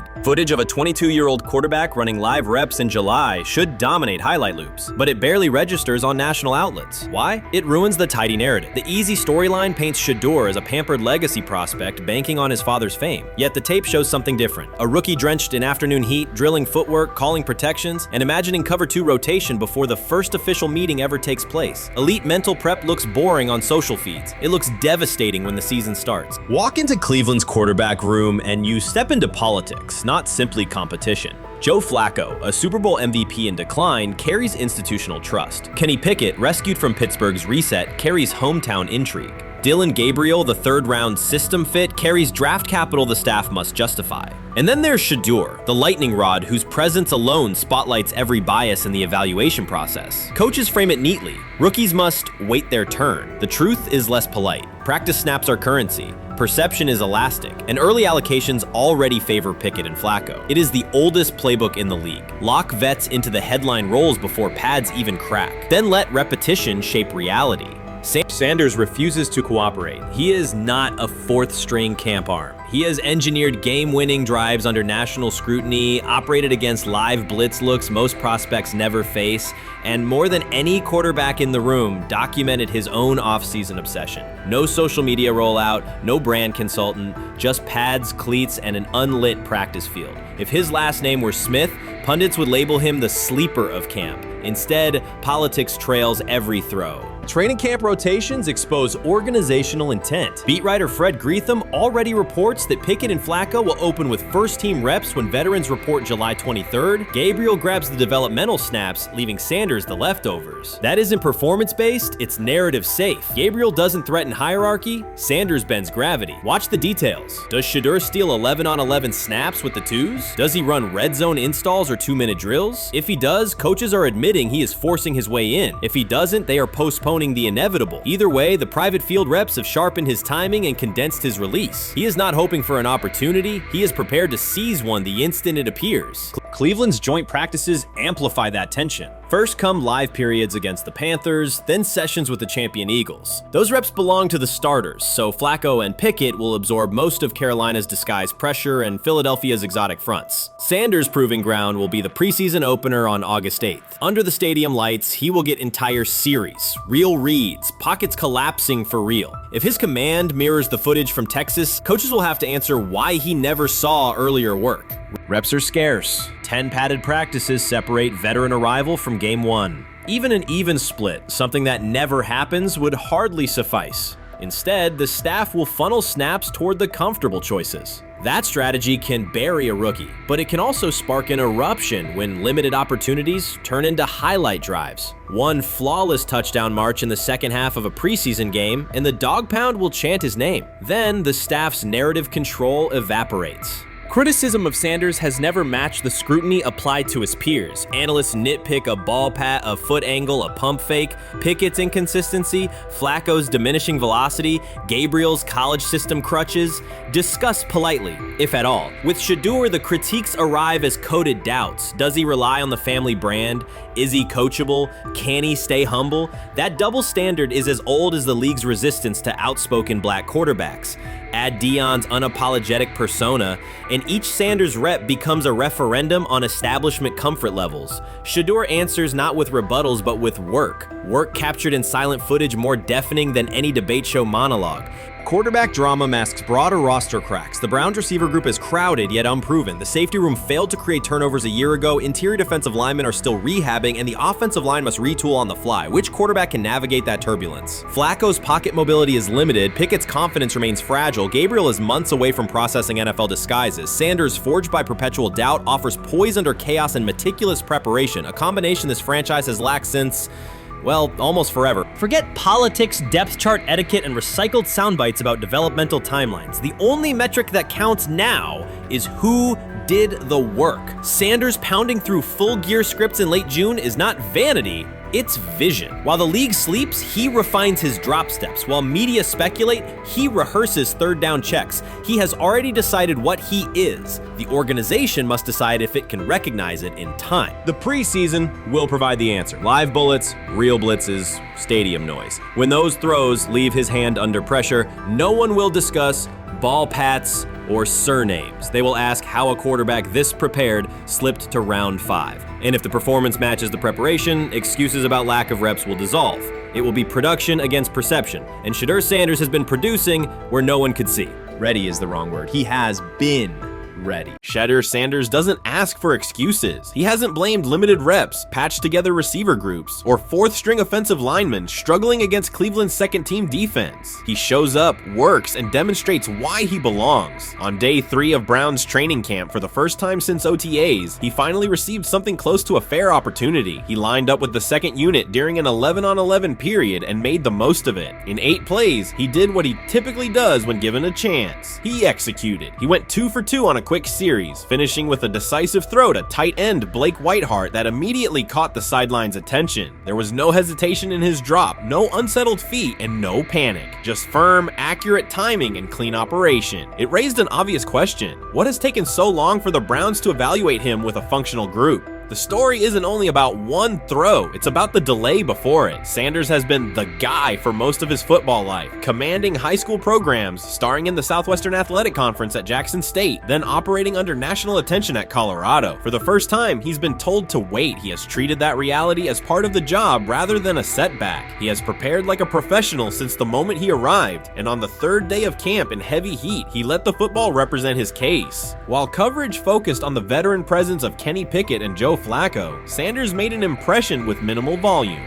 The difference with the second team was immediate. Protection held up, routes were on schedule, and progressions unfolded as designed. Within that structure, he looked like the quarterback who led efficient offenses at Jackson State and Colorado. Calm in the pocket, decisive in his reads, and accurate to tight windows. This was not simply a good practice period, it was a clear statement. He was not just operating the script, he was directing it. The timing was sharp, the reads were clean, and the seam throw to Whiteheart was a high-level anticipation throw, professional in placement and pace. The narrative around Sanders should reflect that when he is placed in a workable situation, his strengths are visible. Early work with 4th unit personnel included protection issues and unreliable spacing. With the 2nd unit, those variables stabilized and his work looked consistent with his resume. The performance supported a straightforward conclusion. The evaluation should move forward with higher quality reps. Sanders has been explicit about his approach. He does not request special treatment. He intends to be prepared so that when an opportunity appears, he can step in without a drop-off. He has said he wants to be ready for anything and not offer explanations after the fact. That mindset fits what teammates and coaches have observed. A quarterback focused on the assignment, not the conversation around it.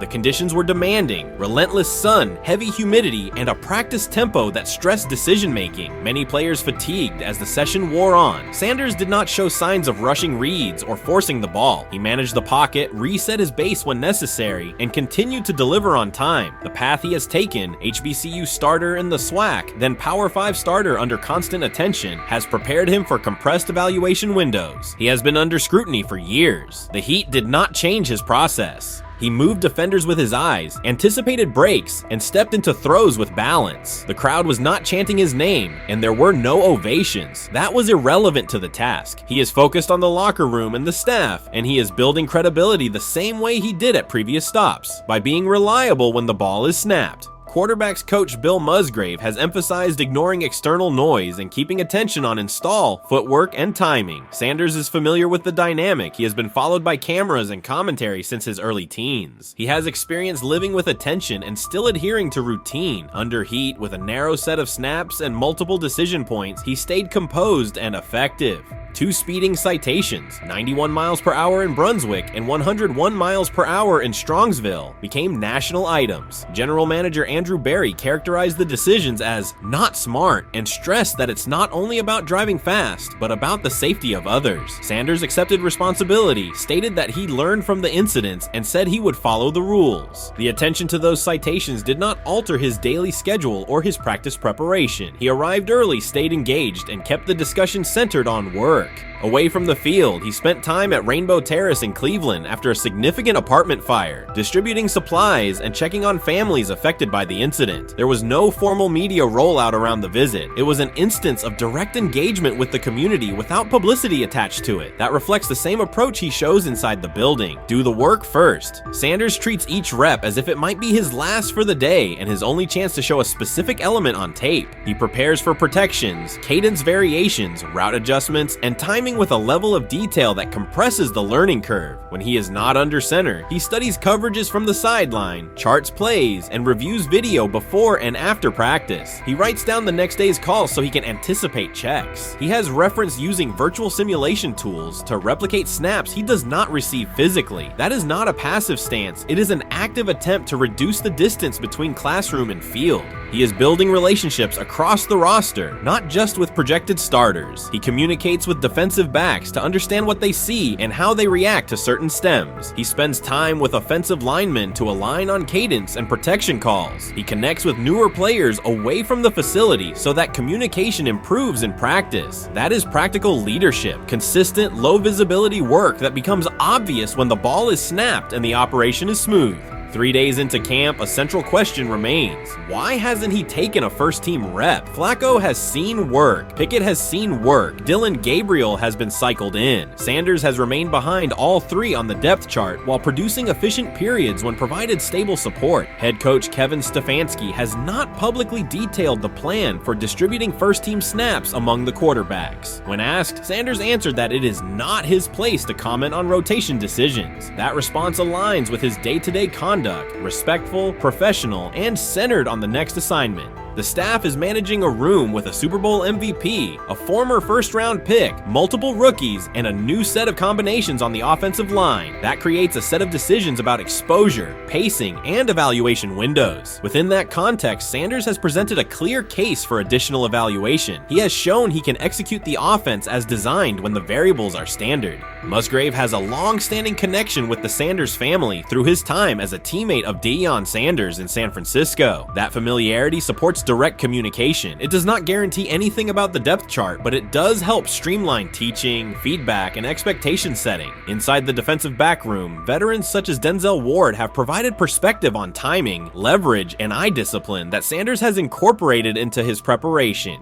He is operating without the immediate family structure that defined his college environment. Away from his brother Shiloh and his father Deion, he is managing his own housing, nutrition, recovery schedule, and all the smaller tasks that accompany an NFL routine. Those adjustments matter because they influence consistency across a long camp. He has treated those responsibilities as part of the job rather than distractions, which is reflected in a steady daily approach. What he showed on day 3 with the second unit was not a surprise to those who have tracked his prior work. It was a continuation of a profile: efficient sequencing, clear timing, and consistent ball placement when protections and routes hold up.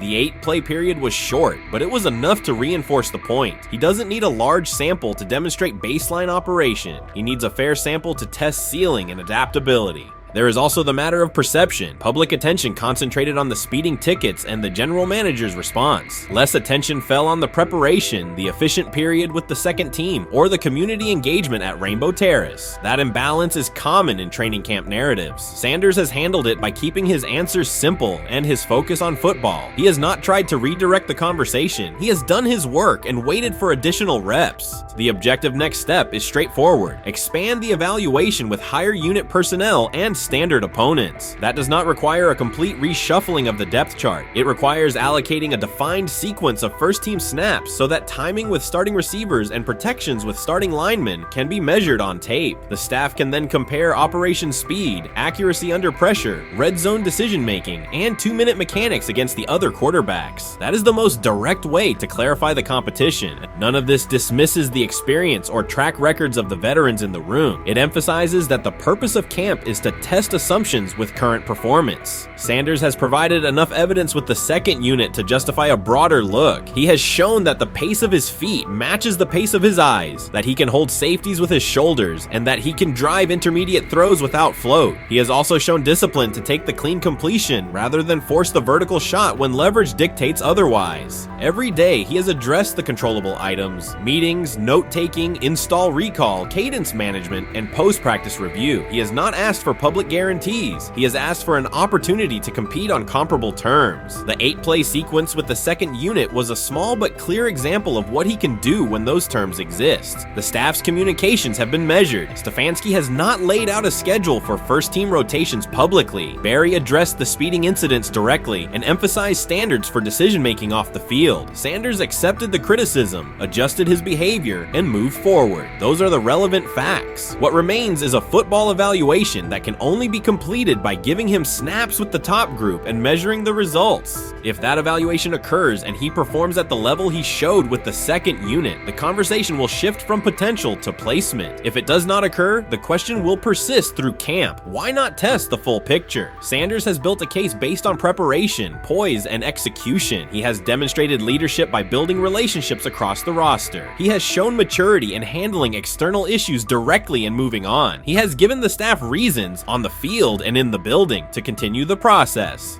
3 days into camp, he has answered everything within his control. He has shown growth, discipline, and consistent operation. He turned early fourth-team disarray into learning, then executed cleanly when moved to the second unit. He kept the discussion on football when outside topics threatened to dominate. He has not tried to win a press conference. He has tried to win every rep. If he continues to stack days like this, the next step is logical. Evaluate him with the starters, document the results, and let the tape determine the depth chart. Until then, he will continue to prepare, continue to compete, and continue to present the same message through his play. Rich Eisen addressed the armchair analysts and online critics head-on. Shedeur Sanders just received his opportunity, and the backlash arrived immediately. Eisen responded with a clear, point-by-point case explaining why the criticism misses the mark. If you thought Shedeur's rise was rapid, Eisen's analysis puts it in proper context. Here's what he laid out on air. Already speaking in Cleveland high schools. Weekend after, flying out immediately to get to work. But his character's terrible, right? You know, and listen, oh, he interviewed bad, you know. According to who? The New York Giants? No offense, Bert. The same New York Giants that gave Daniel Jones a huge contract and let Saquon Barkley out the door, that's the intel we're trusting here? That was for him to celebrate. He just made, I mean, look, he put in work in college. He had the privilege of being coached by his father, which we all would love and do. Turned around not one, but two programs in college football. And then literally for any athlete, being drafted at the highest level is a success story in itself. Rich Eisen delivered a direct response to the critics. He addressed the online claims reducing Shedeur Sanders to Deion Sanders' son instead of evaluating him as a quarterback on merit. Eisen challenged those assumptions and refocused the discussion on performance, preparation, and opportunity. Say Kenny Pickett had strained his hamstring. Shedeur, they say his first day in pass, 9 for 9, 2 touchdowns, no interceptions. Really was just hating on this young guy. Within minutes, Rich Eisen delivered a structured breakdown, addressing each claim with evidence and dismantling weak narratives through clear analysis. He replaced speculation with data and kept the focus on what matters: decision-making, accuracy, leadership, preparation, and game management. The reality is simple. Shedeur Sanders was not given this opportunity. He earned it through performance and consistency against real competition. He accepted the role, met the standard, and handled the moment with professionalism and urgency. No shortcuts, no favors, just results and readiness. Eisen's point was direct. Evaluate Shedeur on his work, not assumptions, and acknowledge that he has justified the opportunity on the field. I've done it at 2 locations already, so it's simple. So that's why when people say I'm not, you know, one of the top quarterbacks or the top quarterback, is what are y'all going based off of? Because I did it year after year after year, and you see the progression. So it's like, obviously, it got to be some type of external hate that you have for the family, for the last name, for anything, because I know I proved myself. While many were still debating whether he was NFL ready, Shedeur Sanders stepped onto the practice field and operated like a clear QB1, setting protections, controlling tempo, and executing the plan. The narrative that he is just flash, media attention, or his father's influence does not hold up against his work in installs, progressions, and situational drills. What he showed was composure, efficiency, and command of the offense. He processed quickly, protected the football, and delivered on-time throws, demonstrating preparation and control. I'm a firm believer. If I wanted Shedeur Sanders at 2, at worst at 33, of course I already think that he's better than other quarterbacks, because that's the type of talent. That's where I would have picked him at. And if he was at 2 or 33, and he still had the same exact skill set, we would be talking about him starting and playing. Right. Well, there'd only be 3 quarterbacks. It'd be 3 quarterbacks, not 4. 4, yeah. But since he moved to the 5th round, that's cool. They might have to go along with it. But to me, I think if you ask who got the best tools, I'm going with Shedeur Sanders. From the first day of camp, he was not there to get by. He arrived to lead. There was no hesitation in installs, no lapses in fundamentals, just precise timing, clean footwork, and consistent velocity to every level of the field. He managed protections, controlled cadence, and delivered in situational work, showing command rather than learning on the fly. The approach was efficient and disciplined, with attention to detail and progressions and ball placement that reflected preparation, not improvisation. At the same time, Rich Eisen addressed the narrative directly and backed it with evidence. evidence. He laid out clips, context, and performance markers to cut through speculation. Eisen emphasized that Shedeur Sanders did not step into this moment because of publicity. He built toward it through sustained work, resilience, and results. The background, media readiness, high football IQ, and a professional approach was developed over years, not days, and it translated to immediate operational control of the offense. The resistance came from familiar places. Some in the traditional guard still frame mobile quarterbacks as limited and expected the nepotism label to define him. That view did not hold up against what was on the field. Composure under pressure, secure decision-making, accurate throws into tight windows, and consistent execution in red zone and 2-minute sequences. Eisen's point was clear. Evaluate Shedeur Sanders on performance and readiness. The evidence shows he earned the opportunity and is meeting the standard with accountability and consistency. Yeah, teams didn't draft him because they didn't think he was first-round talent. And the quote we played and that's on the screen, I think is flatly wrong. We all know this shouldn't have happened. Yes, it should have. It should have happened because this wasn't. Now, again, teams can be wrong. The league as a whole can be wrong. Hell, the Baltimore Ravens drafted a 25-year-old tight end before they drafted Lamar Jackson in the same draft. The die is not cast on who Shedeur Sanders. He stated it plainly. This is not a celebrity appearance. This is a quarterback with pocket presence, leadership, and decision-making that stands on its own. You either show it or you settle into a backup role. Shedeur Sanders is not auditioning. He is establishing himself as the starter. When the opportunity arrived, whether through injury, trade, or depth chart changes, Shedeur was prepared and delivered. He did not hesitate. He executed the offense and finished drives. As others tried to catch up to what they were seeing, Rich Eisen reinforced the same message he has been repeating: evaluate the work. Camp reports have been consistently positive, but the important shift is how the performance is being received. Casual attendees who came to observe left talking about Shedeur's command and poise. Detailed observers focused on his pre-snap reads, protection checks, and audibles, highlighting the mechanics, timing, and ball placement that support efficient, controlled play. This is exactly what he says. I'm told the footage of Shedeur Sanders meeting with the Giants is so bad that both the Browns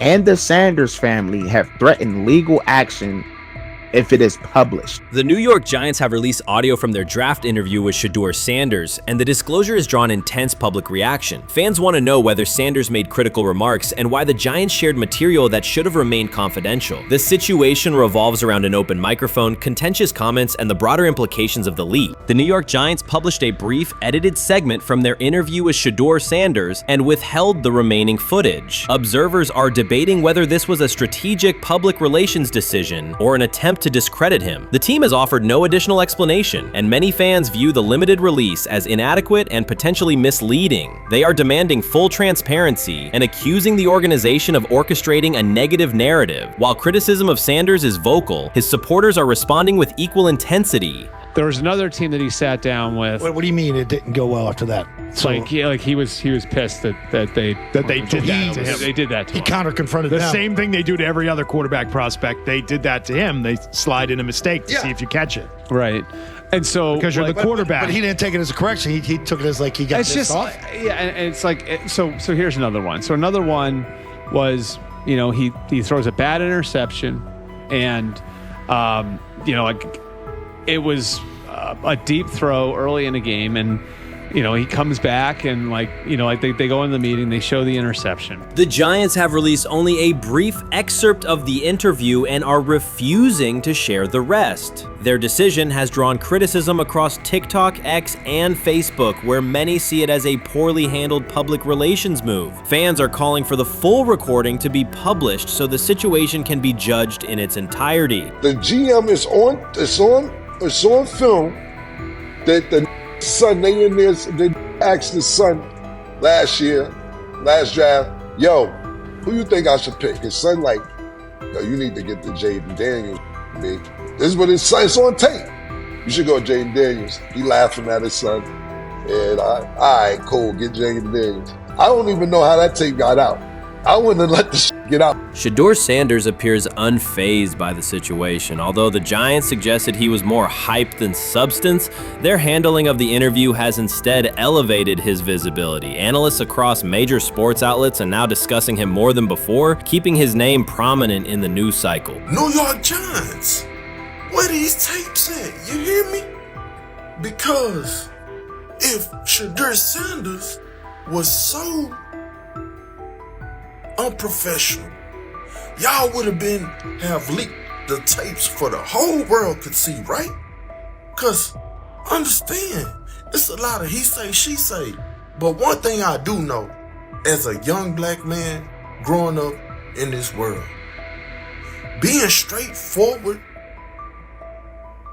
and not sugarcoating anything. The Giants' PR team appears to reject Sanders' family connection outright, a decision many view as unprofessional and lacking nuance. Internal discussions seem to have dismissed quarterbacks with prominent relatives as poor fits for the organization, revealing limited awareness of public perception. The response was swift. A single edited clip ignited widespread debate on social media, with fans asking why essential segments were held back and what the team might be hiding. Critics argue that if the full interview contains nothing damaging, the club should release it in its entirety. Online discussion intensified immediately and continues to gain momentum. What they do during the film and the combine and the meetings is teams will install mistakes intentionally planted in the install, and they want you to catch them. Shedeur didn't, and when a coach called him out, once again, it didn't sit well.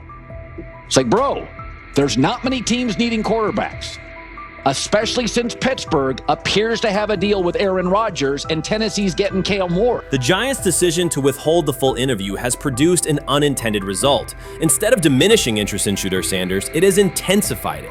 Media outlets and analysts are now examining every on-field rep, press comment, and public appearance as evidence of how he conducts himself under scrutiny. Each throw, adjustment, and answer is tracked and evaluated against league standards, reinforcing the view that he remains composed and professional. Many fans contend that the organization has misrepresented Sanders and suggest the issue may stem from the Giants' view of his father, Deion Sanders. They see the partial release as an attempt to raise doubts about his character by association. That perception has only made his profile more compelling. The discussion has shifted from whether he deserves a high draft position to how effectively he withstands sustained pressure. Sanders is now regarded not just as a talented prospect, but as a symbol of resilience, central to debates about transparency and organizational strategy. Even if the Giants eventually provide more context, the visibility they have created for him is unlikely to fade. The most fun yet the most difficult thing I cover and we cover all year long is not games, it's the NFL draft. Because I've said this many times, you get lied to for a month to 2 months up to it. And so often during the draft, and every few drafts, there's a guy that really falls, precipitously falls. This year it was Shedeur Sanders, it's been Aaron Rodgers, it's been Dan Marino. Every few years somebody falls a lot. And so, but those stories don't come out until like the fall. Criticism of Shedeur Sanders from within the Giants organization has become increasingly public. Team communications appear focused on casting him as an overhyped prospect, whose character should be questioned, a narrative that seems aimed at shaping opinion rather than assessing performance. Yet each selective release or negative remark has instead amplified attention on Sanders and elevated his reputation. Efforts to confine him to a narrow, unfavorable image continue to produce the opposite effect, reinforcing his position as an underdog who endures external pressure. The debate has shifted from football analysis to broader concerns about narrative control and transparency. Fans, reporters, and online communities are still urging the Giants to publish the full interview, arguing that only complete context can resolve speculation. The organization's refusal to comply has intensified scrutiny and led many observers to conclude that the team underestimated public reaction and now faces questions it could have avoided with full disclosure. The tapes, the New York Giants have the tape. They definitely have the tape. It's confirmation that they have the tape. Shedeur didn't do nothing. Is what they saying he did. I'm gonna tell you what these mixed reaction right here. So we already know about the New York Giants, but the Pittsburgh Steelers head coach Mike Tomlin reported admired Sanders' talent, but hesitated to draft him due to previous challenges with quarterbacks like Russell Wilson and Justin Fields, leading to more cautious approach. Las Vegas Raiders. Sanders met with Raiders at the NFL scouting combine and expressed enthusiasm about potentially joining the team. His familiarity with the West Coast offense and quick release was noted positive, though concerns about his ceiling. Hours after the Giants posted that short audio clip, the timeline never slowed. Comment threads filled with frame-by-frame breakdowns, lip-read attempts, and side-by-side comparisons of what was said versus what was left out. Reporters called league contacts. No one could explain why a franchise would stir this level of curiosity only to seal the vault. Each refusal sharpened focus on Shedeur Sanders, turning routine throws into national talking points. Analysts kept circling back to the same note. His cadence at the line looks unchanged, steady against the noise. Hashtags demanding the full interview, trend drop, and trend again. Podcast hosts bump scheduled segments to lead with the leak. Rival teams get asked how they would handle a similar situation, then quietly check their own archives. Inside Giants headquarters, the plan to shape the story looks less like strategy and more like a slow burn spotlight they can't switch off. And now every preseason snap, every media availability, every stray sideline camera angle gets fed into a loop that asks, what are they still hiding? The file remains locked. Curiosity keeps compounding. Until someone presses upload or steps to a podium and explains the redactions, the subject drifts away from depth charts and play design, fixing instead on secrecy, control, and the risk of underestimating how fast attention turns pressure into permanence. Momentum isn't fading, it keeps recalibrating. Louder, impossible to mute.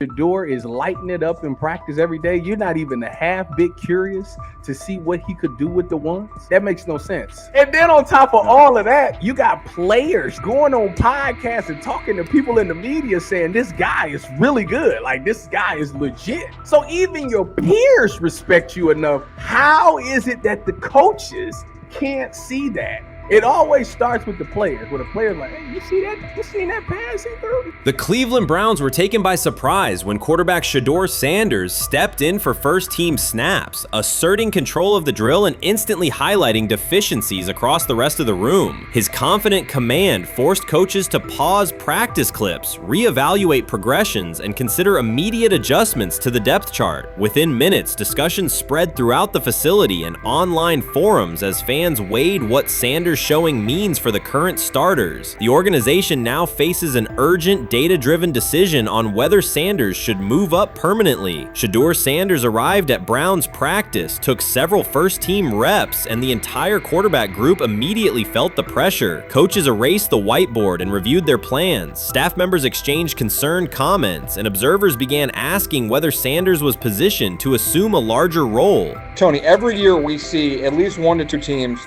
They were in last place in their division the year before. No one thought they'd be good, and then they were good. It almost seems like no one's even assuming the Browns can be that, but we see it happen every year. And I get the quarterback stuff, but like, correct me if I'm wrong, Tony. The Browns are trying to run the football, play good defense, not turn the ball over in the passing game, and try and take advantage when they can, correct?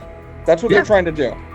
That was the 2020 offense. The Cleveland Browns are still searching for stability at quarterback. Deshaun Watson is yet to deliver consistent starter-level production that justifies his contract, and each game renews doubts about whether he can regain peak form. Behind him, rookie Dorian Thompson-Robinson shows promise but remains inexperienced and unpolished. Coaches are evaluating alternatives each week and may need to adjust the depth chart if progress stalls. The roster around them is built to contend now, so ongoing uncertainty under center is increasingly costly. As we talk about, we do believe in best player available. We do believe in positional value, and we didn't necessarily expect him to be available in the in the 5th round, and so we love adding competition to every position room and adding him to compete with the guys that are already in there. We felt like that was the appropriate thing to do. The Browns quarterback group is unsettled. Deshaun Watson has yet to provide the reliable, high-level play his contract demands, while rookie Dorian Thompson-Robinson remains promising but unpolished. Depth behind them consists mostly of veterans whose experience lies more in holding clipboards than leading offenses. The coaching staff needs an immediate answer, not a 3-year development project. Shedeur Sanders enters as that potential solution. At Colorado, he passed for more than 3,200 yards despite working behind one of college football's poorest offensive lines, consistently demonstrating poise, quick processing, and accurate ball placement under heavy pressure. Film shows steady reads and disciplined footwork, traits that offset concerns that his profile is built on family name or media attention. Cleveland viewed the signing as a low-risk, high-reward move. Early in camp, Sanders received a handful of first-team snaps intended merely as an evaluation. Those plays quickly changed practice tempo. The ball came out on time, receivers hit their landmarks, and the defense struggled to adjust. Coaches immediately expanded the review, using phrases such as evaluate every option, an indication that the depth chart was no longer fixed. Watson sensed the scrutiny. Thompson-Robinson increased his urgency. Within minutes, competition in the quarterback room intensified. Sanders repeated that performance in subsequent sessions. His footwork remained clean, progression sharp, sharp and throws firm and precise. Each strong rep forced staff to reassess the plan to keep him buried on the developmental track. The broader context magnifies the pressure. Cleveland's roster is built to contend now. Fans are weary of quarterback turnover, and the front office cannot afford another costly misstep under center. Around the league, rookie passers rarely wait multiple seasons anymore. Joe Burrow, Justin Herbert, CJ Stroud, and even late pick Brock Purdy established that precedent. If Watson opens the regular season and struggles, public calls for Sanders will grow, especially if the rookie flashes in preseason. Alternatively, another team could attempt to acquire him if Cleveland hesitates to elevate his role. Each scenario underscores the same reality. Sanders' emergence has turned a routine camp evaluation into a critical decision point for the franchise.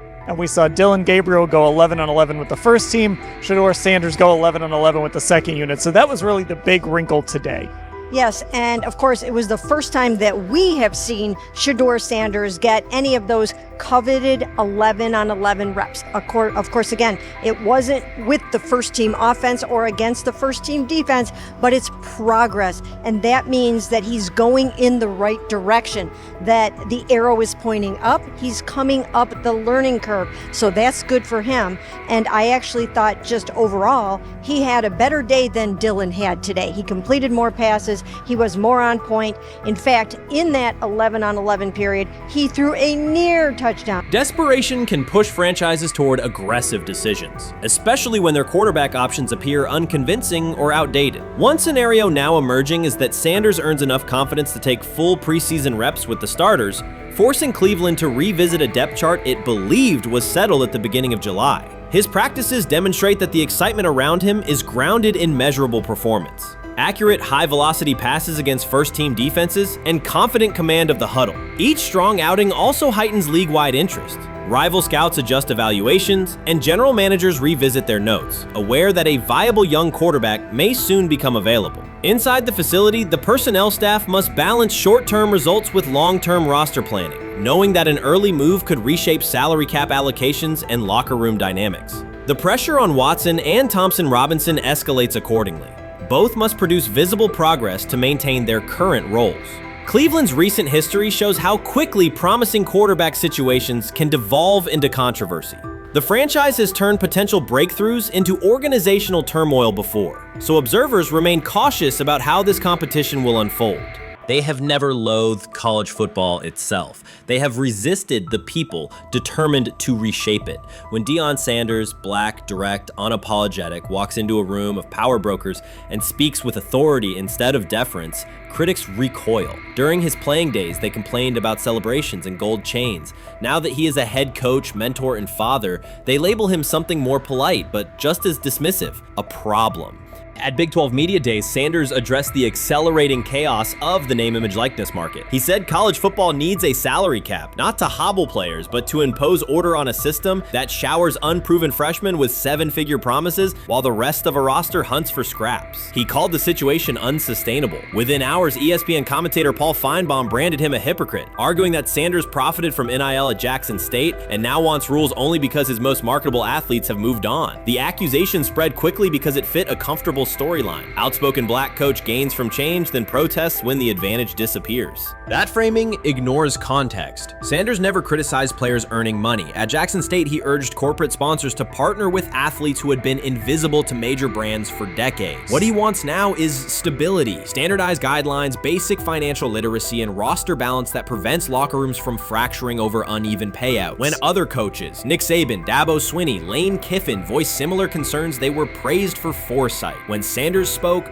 the tone shifted to suspicion. The difference is not the message, it is the messenger. Feinbaum's response followed a familiar script. When black leaders question the structure of the sport, their motives are interrogated, their credibility attacked, and their competence doubted. He did not level the same charge at Jimbo Fisher when Fisher complained that NIL disturbed recruiting. He stayed silent when Kiffin lamented the transfer portal. But Sanders, who raised enrollment and television ratings at Jackson State, brought unprecedented attention to Colorado in one season and consistently mentors players beyond football, was called opportunistic. Feinbaum dismissed the cultural impact Sanders created, the exposure for historically black colleges, the draft pick picks developed, the infrastructure improved, reducing his work to a marketing stunt dependent on star sons Shedeur and Shiloh or two-way standout Travis Hunter. Sanders did not retaliate. He returned to practice, media obligations, and recruiting. His confidence is rooted in faith and in the responsibility he feels toward young athletes whose lives will extend decades beyond their highlight clips. When he asks for NIL boundaries, he is thinking about freshmen handed large sums without guidance,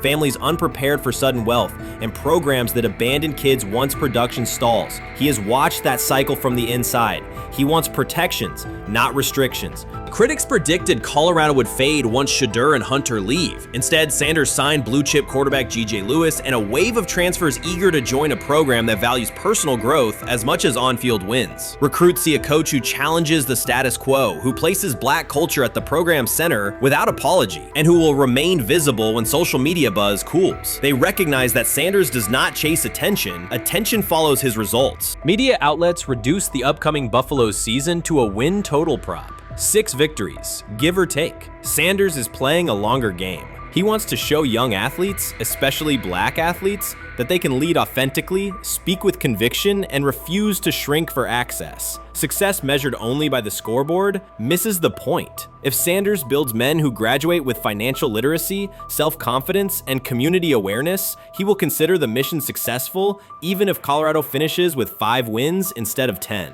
None of that registers with commentators invested in an older hierarchy. For them, leadership should remain predictable, reserved posture, muted tone, minimal cultural expression. Sanders contradicts that image. The possibility that his methods could spread to other coaches, to other programs, threatens a model that has kept decision-making and revenue streams concentrated for generations. So the debate is not about hypocrisy or payroll ceilings. It is about control of the narrative and who is deemed qualified to write it. Sanders refuses to surrender that authority. He knows order is necessary. He also knows whose voices have been ignored whenever real reform is discussed. By speaking plainly, he forces television panels, athletic directors, and conference commissioners to confront issues they would rather defer: financial education, equitable resource distribution, and consistent national standards. Whether Colorado exceeds betting lines this fall will not change the trajectory Sanders has already set. He made Boulder relevant, energized recruiting beyond traditional power corridors, and broadened college football's cultural reach. That influence will persist long after social media debates cool. If his call for NIL structure eventually becomes policy, as the NCAA and Congress now contemplate, Feinbaum's soundbite will fade, while Sanders' imprint endures. In the end, accusations of hypocrisy say more about the accuser than the coach. Sanders has remained consistent: empower athletes, hold adults accountable, and inject stability before unchecked money corrodes the locker room. The people who stand to lose clout in that environment prefer the chaos they can manipulate. Sanders prefers a system that nurtures the players who make the sport worth watching. His advocacy is rooted in experience, not self-interest, and his critics will have to decide whether to engage with that reality or keep shouting from the sidelines. Watson says he has been mentoring Shedeur Sanders at the quarterback position.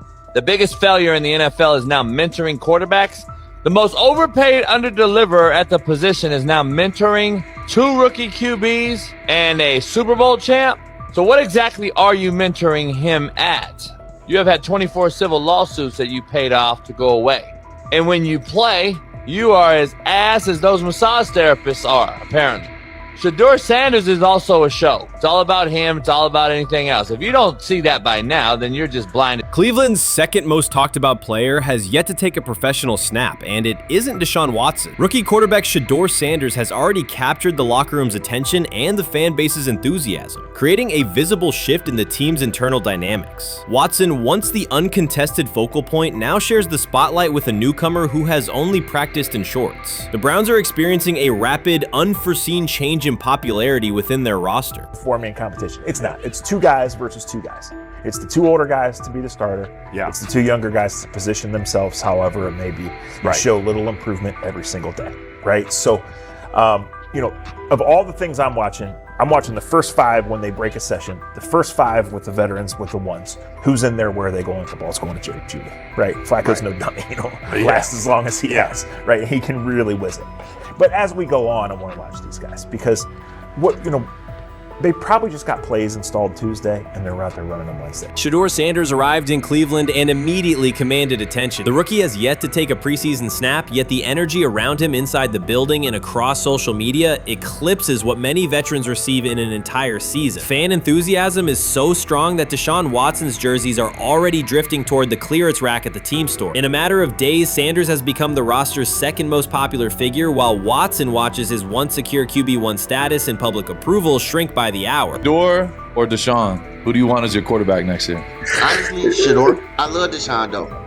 Like, I don't understand all the hate for Deshaun. You get hurt and you get booed, bro. That's foul. That might be the foulest I ever seen. The Browns' social media staff posted a single candid photo of rookie quarterback Shedeur Sanders releasing a warm-up throw, and the response was immediate and overwhelming. Fans saturated timelines with edits of themselves alongside him, while Deshaun Watson's routine practice reps drew comparatively little notice. Although an official Sanders jersey has not been released, unauthorized versions are already moving at a pace that exceeds merchandise sales for several other AFC North teams. The surge in interest marks one of the most intense fan reactions Cleveland has experienced in recent memory. The excitement surrounding Shedeur also triggers a wave of criticism. Veteran analysts, anchored in a 1980s mindset, question whether his style will translate into lasting success. They focus on his NIL earnings, social media presence, and visible confidence, arguing that the image overshadows substance. To them, outward self-assurance appears to be a distraction rather than a competitive asset. Even a simple smile or brief display of personality is cited as evidence that he lacks the measured discipline they expect from a starting quarterback. Critics claim Shedeur Sanders is notable only because of his father, overlooking the performance he delivered at Colorado. Many of those same observers ignored the Buffaloes until Deion Sanders made national headlines, yet they now question whether his son has earned the attention. They want rookies to keep quiet, carry clipboards, and wait 2 seasons before challenging for a starting role. Sanders is disregarding that script from the moment he arrived. His presence has already turned Cleveland's quarterback discussion into a genuine two-man competition before a single preseason snap. Deshaun Watson maintains publicly that the situation does not concern him, but it is hard to believe the pressure is not real. A fully guaranteed contract protects his paycheck, not his standing in the locker room. Sanders, meanwhile, is translating charisma and early momentum into tangible influence with teammates, coaches, and fans, reshaping expectations for who will lead the Browns on opening day. I'm a firm believer. If I wanted Shedeur Sanders at 2, at worst at 33, of course I already think that he's better than other quarterbacks. Because that's the type of talent, that's where I would have picked him at. And if he was at 2 or 33, and he still had this same exact skill set, we would be talking about him starting and playing. Right. Well, there'd only be 3 quarterbacks. It'd be here, 3 quarterbacks, not 4. Yeah. But since he moved to the 5th round, that's cool. They might have to go along with it. But to me, I think if you ask who got the best tools, I'm going with Shedeur. Shedeur Sanders has not taken a single professional snap, yet discussion about him has split NFL social media into 2 camps. One side already argues he should start immediately. The other worries about what that means for veteran quarterbacks like Deshaun Watson. Reporters now line the perimeter of Browns camp, scrutinizing every inconsistency in Watson's spiral, and every precise throw from Sanders during drills. Each well-placed pass is clipped, posted to TikTok, and captioned as evidence of a future QB1. Cleveland is no stranger to quarterback drama, but this situation is different. Rather than cycling through another unproven starter, the franchise is dealing with a rookie who entered with more polish, public attention, and perceived readiness than most first-year players. Fans chant Sanders' name before he has appeared in a preseason game, while the established starter works to maintain his relevance. The atmosphere is not yet a full controversy, it is a countdown. Traditional analysts insist on the importance of experience and respecting the process, yet Sanders is progressing on the timeline set by the supporters who already view him as the next leader of the offense. Shedeur Sanders did not treat Day 4 of Browns training camp as anything other than work. He completed 8 of 11 passes with 3 touchdowns, operating with control and accuracy throughout the red zone periods. The throws were varied, a well-placed ball to rookie Luke Floria that led him across the goal line in stride, a firm throw to Cade McDonald over middle after a quick read, and a tight window completion to Deontay Johnson at the back of the end zone with 2 defenders closing. The sequence showed timing, poise, and placement under pressure. While national attention centered on Joe Flacco's underneath completions and Kenny Pickett's option and rollout periods, Sanders produced scoring plays on schedule. The performance was not the product of broken coverages or end-of-period reps. It came within structured work with defenders in position and the offense executing standard progressions. The accuracy rate, 8 completions on 11 attempts, reflected consistent mechanics and decisions. The operation was steady from huddle to snap to finish. Despite that session, the distribution of first-team snaps did not change. Camp logs indicated that Pickett and Dillon Gabriel continued rotating with the starters, while Sanders remained primarily with the second unit. With the first preseason game approaching, that choice drew more attention from observers who expected productive days to be followed by expanded opportunities. The question surfaced again: what additional evidence is required to evaluate Sanders with the top group? The 3 touchdowns illustrated different aspects of his profile. On the throw to Floria, Sanders used a measured trajectory to lead the receiver away from contact and into the end zone. On the ball to Johnson, he identified leverage, held the safety with his shoulders, and delivered to a precise spot at the back line. On the throw to McDonald, he eliminated the first read, reset, and drove the ball into the window before the hook defender could squeeze it. Each score reflected a particular tool: anticipation, manipulation, and velocity within standard timing.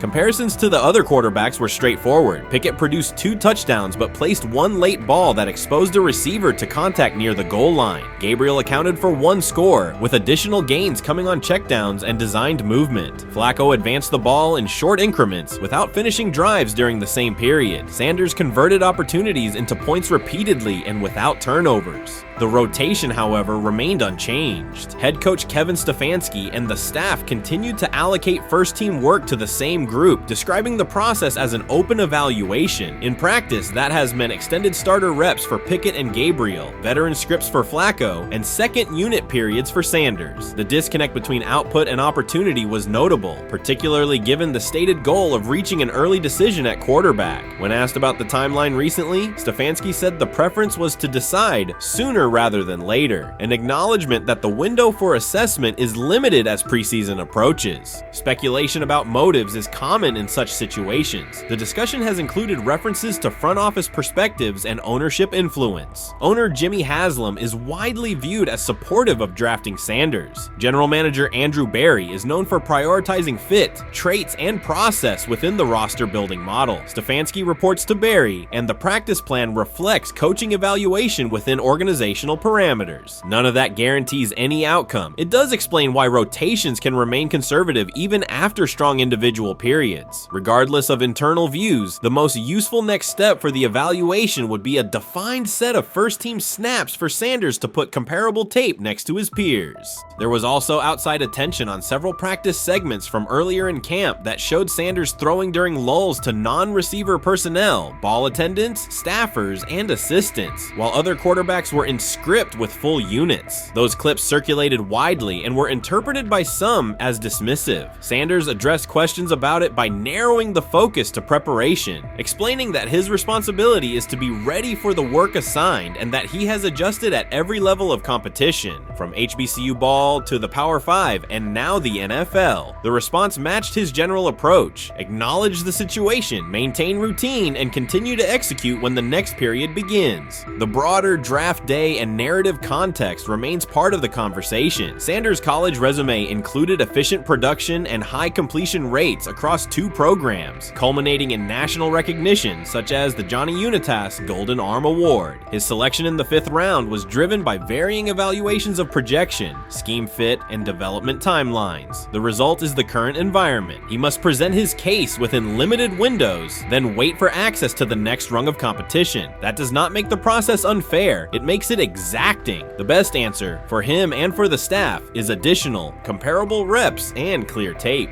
Fan reaction after day 4 was direct. Social accounts and comment threads filled with assessments that centered on performance rather than reputation. Sanders produced 3 touchdowns, avoided negative plays, and showed command in the red zone. Supporters pointed to that tape and asked for opportunities with the starters to verify whether the same rhythm carries over with the top receivers and linemen. The message was not about headlines. It was about the logic of evaluation in a compressed calendar. From an operational standpoint, Sanders' day reflected consistency consistent fundamentals, his base was disciplined, his eyes matched his feet, and his timing aligned with route depths. On the Johnson score, he used a subtle shoulder turn to hold the safety before resetting and throwing to the back line. On the McDonald throw, the ball was out on the second hitch, arriving before the defenders could converge. On the Floria play, the arc and placement minimized the hit risk and maximized the run-through. Those are portable traits. They translate across units if the timing with receivers is established through reps. The staff's balancing act is real. They must prepare the presumed Week 1 starter with sufficient continuity, while also giving developmental players enough exposure to judge ceiling and floor. That tension is present in every camp. The cleanest path through it is to carve out defined first-team sequences for each competitor and evaluate the tape against comparable defenses and situations. High red zone, low red zone, third and medium, and 2-minute. Sanders' performance on day 4 strengthened the case for such an allocation. Context matters off the field as well. Earlier in the offseason, 2 speeding citations, 91 miles per hour in Brunswick and 101 miles per hour in Strongsville, prompted public comment from Barry, who emphasized standards and safety. Sanders accepted responsibility, stated that he learned from the incidents and moved on. In camp, he has kept the focus on football tasks, install retention, cadence management, protection IDs, and post-practice review. He has also continued to build rapport across position groups, including veteran receivers and defensive backs, so that timing and expectations are clear when reps arrive.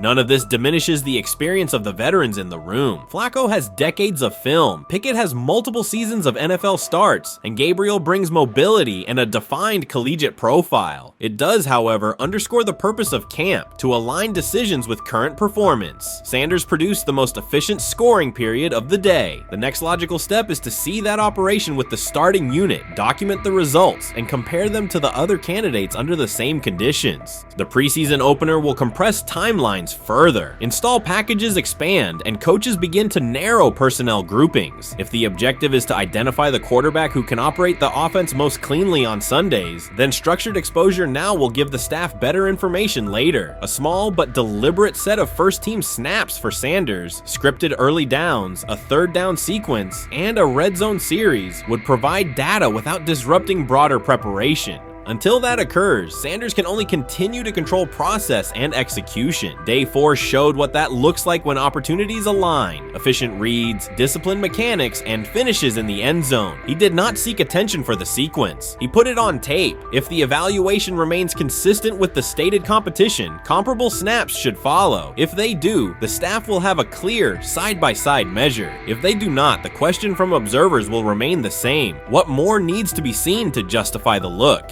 For now, the record from day 4 is clear. 8 completions on 11 attempts, 3 touchdowns, no turnovers, red zone precision, consistent control at the line and in the pocket. Those are tangible outputs. They merit a defined opportunity with the starters as the team moves toward preseason and the decision that follows. Whether or not that opportunity arrives immediately, Sanders has shown the preparation and execution necessary to be evaluated on equal footing. The next step is a matter of allocation, not speculation.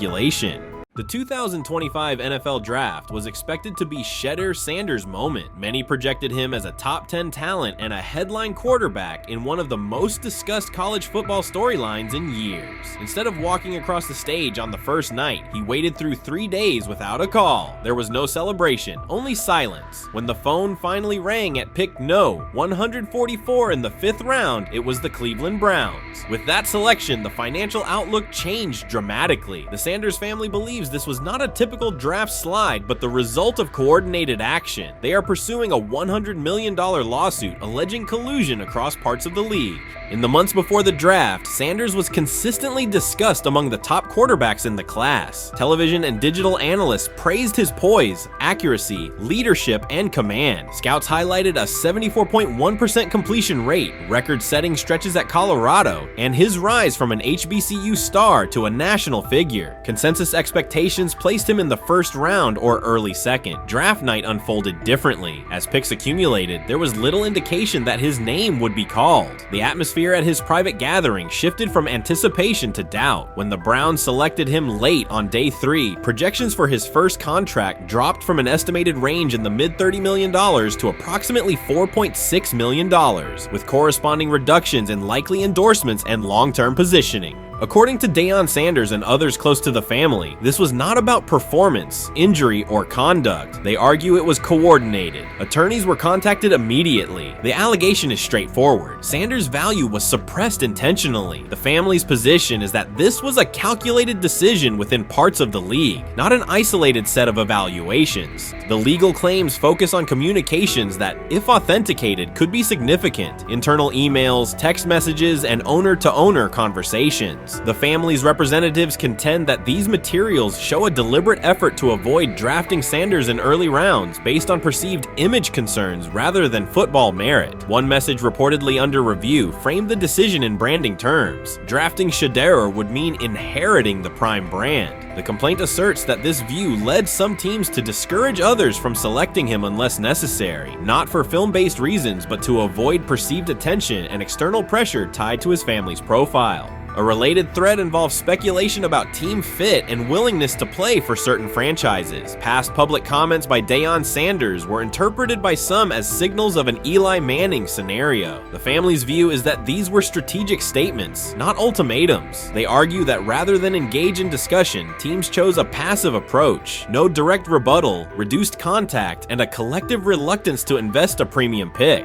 If phone records and written communications corroborate coordination, these items could become central exhibits. Media tone shifted as the draft neared. Coverage that had emphasized production and leadership began highlighting intangibles, interviews, and perceived coachability. Anonymous sourcing appeared in multiple outlets, with claims that Sanders skipped combine drills out of arrogance, bristled at film critique, or told one club, "Maybe I'm not the guy for you," after a tense session. A widely cited line, "Nobody wants a celebrity backup quarterback," was voiced by Colin Cowherd and circulated as shorthand for risk. The Sanders legal position is that these narratives did not arise organically, but reflected a coordinated leak pattern that undermined his market value. The family's contention is that this was primarily about control and compliance rather than football ability. They point out that Sanders did not fail a drug test, was not suspended, and did not produce poor athletic testing. His college resume included elite stretches and significant program elevation at 2 stops. The legal claim asserts that the league's power structure resisted a high-profile player aligned with a high-profile parent coach and an independent media presence. The allegation is that teams sought to avoid the perceived complexity that would come with selecting him early. The financial impact is a core component of the damages claim. Had Sanders been selected late first or early second round, projected 4-year compensation would likely have fallen between $30 to $35 million,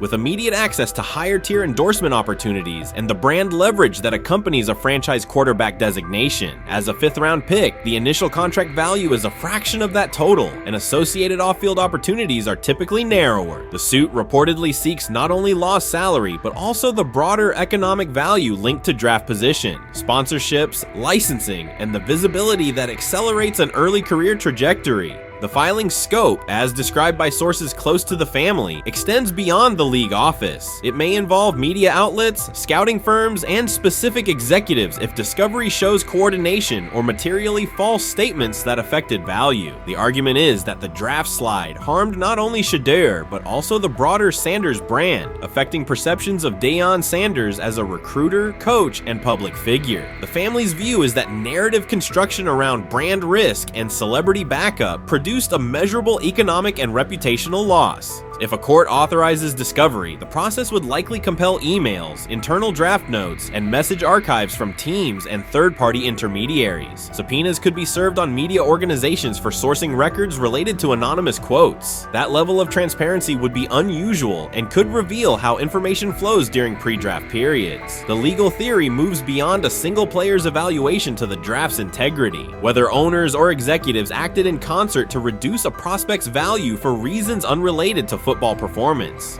The league has not publicly addressed these specific allegations. Background comments from executives characterize the claims as overreach. The family's camp maintains they have documentation sufficient to proceed. The comparison points referenced by observers include Deflategate, Spygate, and the Colin Kaepernick grievance, not because the facts are the same, but because of the potential scope, policies, practices, and the balance of power between the league and individuals challenging its processes. Another dimension of the dispute involves how the NFL perceives Deion Sanders, Coach Prime, and the autonomy he promotes. He built a large media footprint around his programs at Jackson State and Colorado, elevated his players' profiles, and spoke openly about fit and leverage. The family contends that this visibility, combined with statements about preferred destinations, triggered resistance. The complaint frames the response as a preference for compliance and predictability over independent branding and public negotiation. The suit also addresses the pre-draft decisions that critics point to, skipping the Senior Bowl, declining full workouts at the NFL Scouting Combine, and candid interviews about team fits. The family characterizes these as strategic choices commonly made by top prospects, not evidence of entitlement. Their view is that similar decisions by other players did not produce the same narrative because those players fit more comfortably within league expectations. The risk calculus is clear. Bringing a suit of this magnitude invites professional consequences. The family acknowledges that some within the league may react negatively. Their position is that the principle at stake, transparent and fair valuation, warrants the risk. The message they intend to send is that manufactured narratives and coordinated devaluation should face scrutiny, particularly when they affect earnings, opportunity, and reputation. If the case advances, several outcomes are possible. The court could find insufficient evidence of coordination, limiting the scope to individual judgments protected as opinion. It could also find enough to proceed to broader discovery, which would have implications beyond one player, including potential changes to how teams document evaluations and how media handle anonymous sourcing close to the draft. Agents might push for reforms, including clearer guardrails around leaks and standardized prospect communication records. For now, Sanders is working within the Browns structure. He has avoided public escalation beyond confirming focus on preparation and development. The lawsuit is a separate track managed by counsel. This dual approach, professional routine on the field and legal action off it, reflects the family's strategy. They intend to contest the process they believe harmed him while meeting club expectations day to day. The core allegations remain consistent across their statements. A talented quarterback saw his draft value suppressed by coordinated behavior tied to branding concerns and public positioning rather than football merit. Media narratives amplified that shift, and the result was a substantial, quantifiable loss. The remedy sought includes compensation and a measure of accountability that could deter similar conduct. Whether the claims are ultimately proven will depend on documentation and testimony. If emails, texts, and call logs substantiate coordination, the impact could be significant, prompting policy review around pre-draft communications and media engagement. If not, the case may narrow to disputes over opinion, perception, and the gray areas of scouting. Either way, the filing signals a willingness to confront entrenched practices and to test in court how far the process extends beyond film and interviews. This situation has moved from speculation to litigation. It addresses control, image, and power in a system that influences careers and compensation. It also underscores how public narratives can shape market outcomes. Sanders' path now has two tracks: earning opportunities on the field in Cleveland and seeking redress off the field for what the family views as an avoidable and orchestrated loss. The questions at stake are larger than one draft slot. They touch on how the league values independence, how information is weaponized, and what recourse exists when a player believes the evaluation moved from football to optics. The answers will emerge through practice reps and, potentially, through discovery and a courtroom record.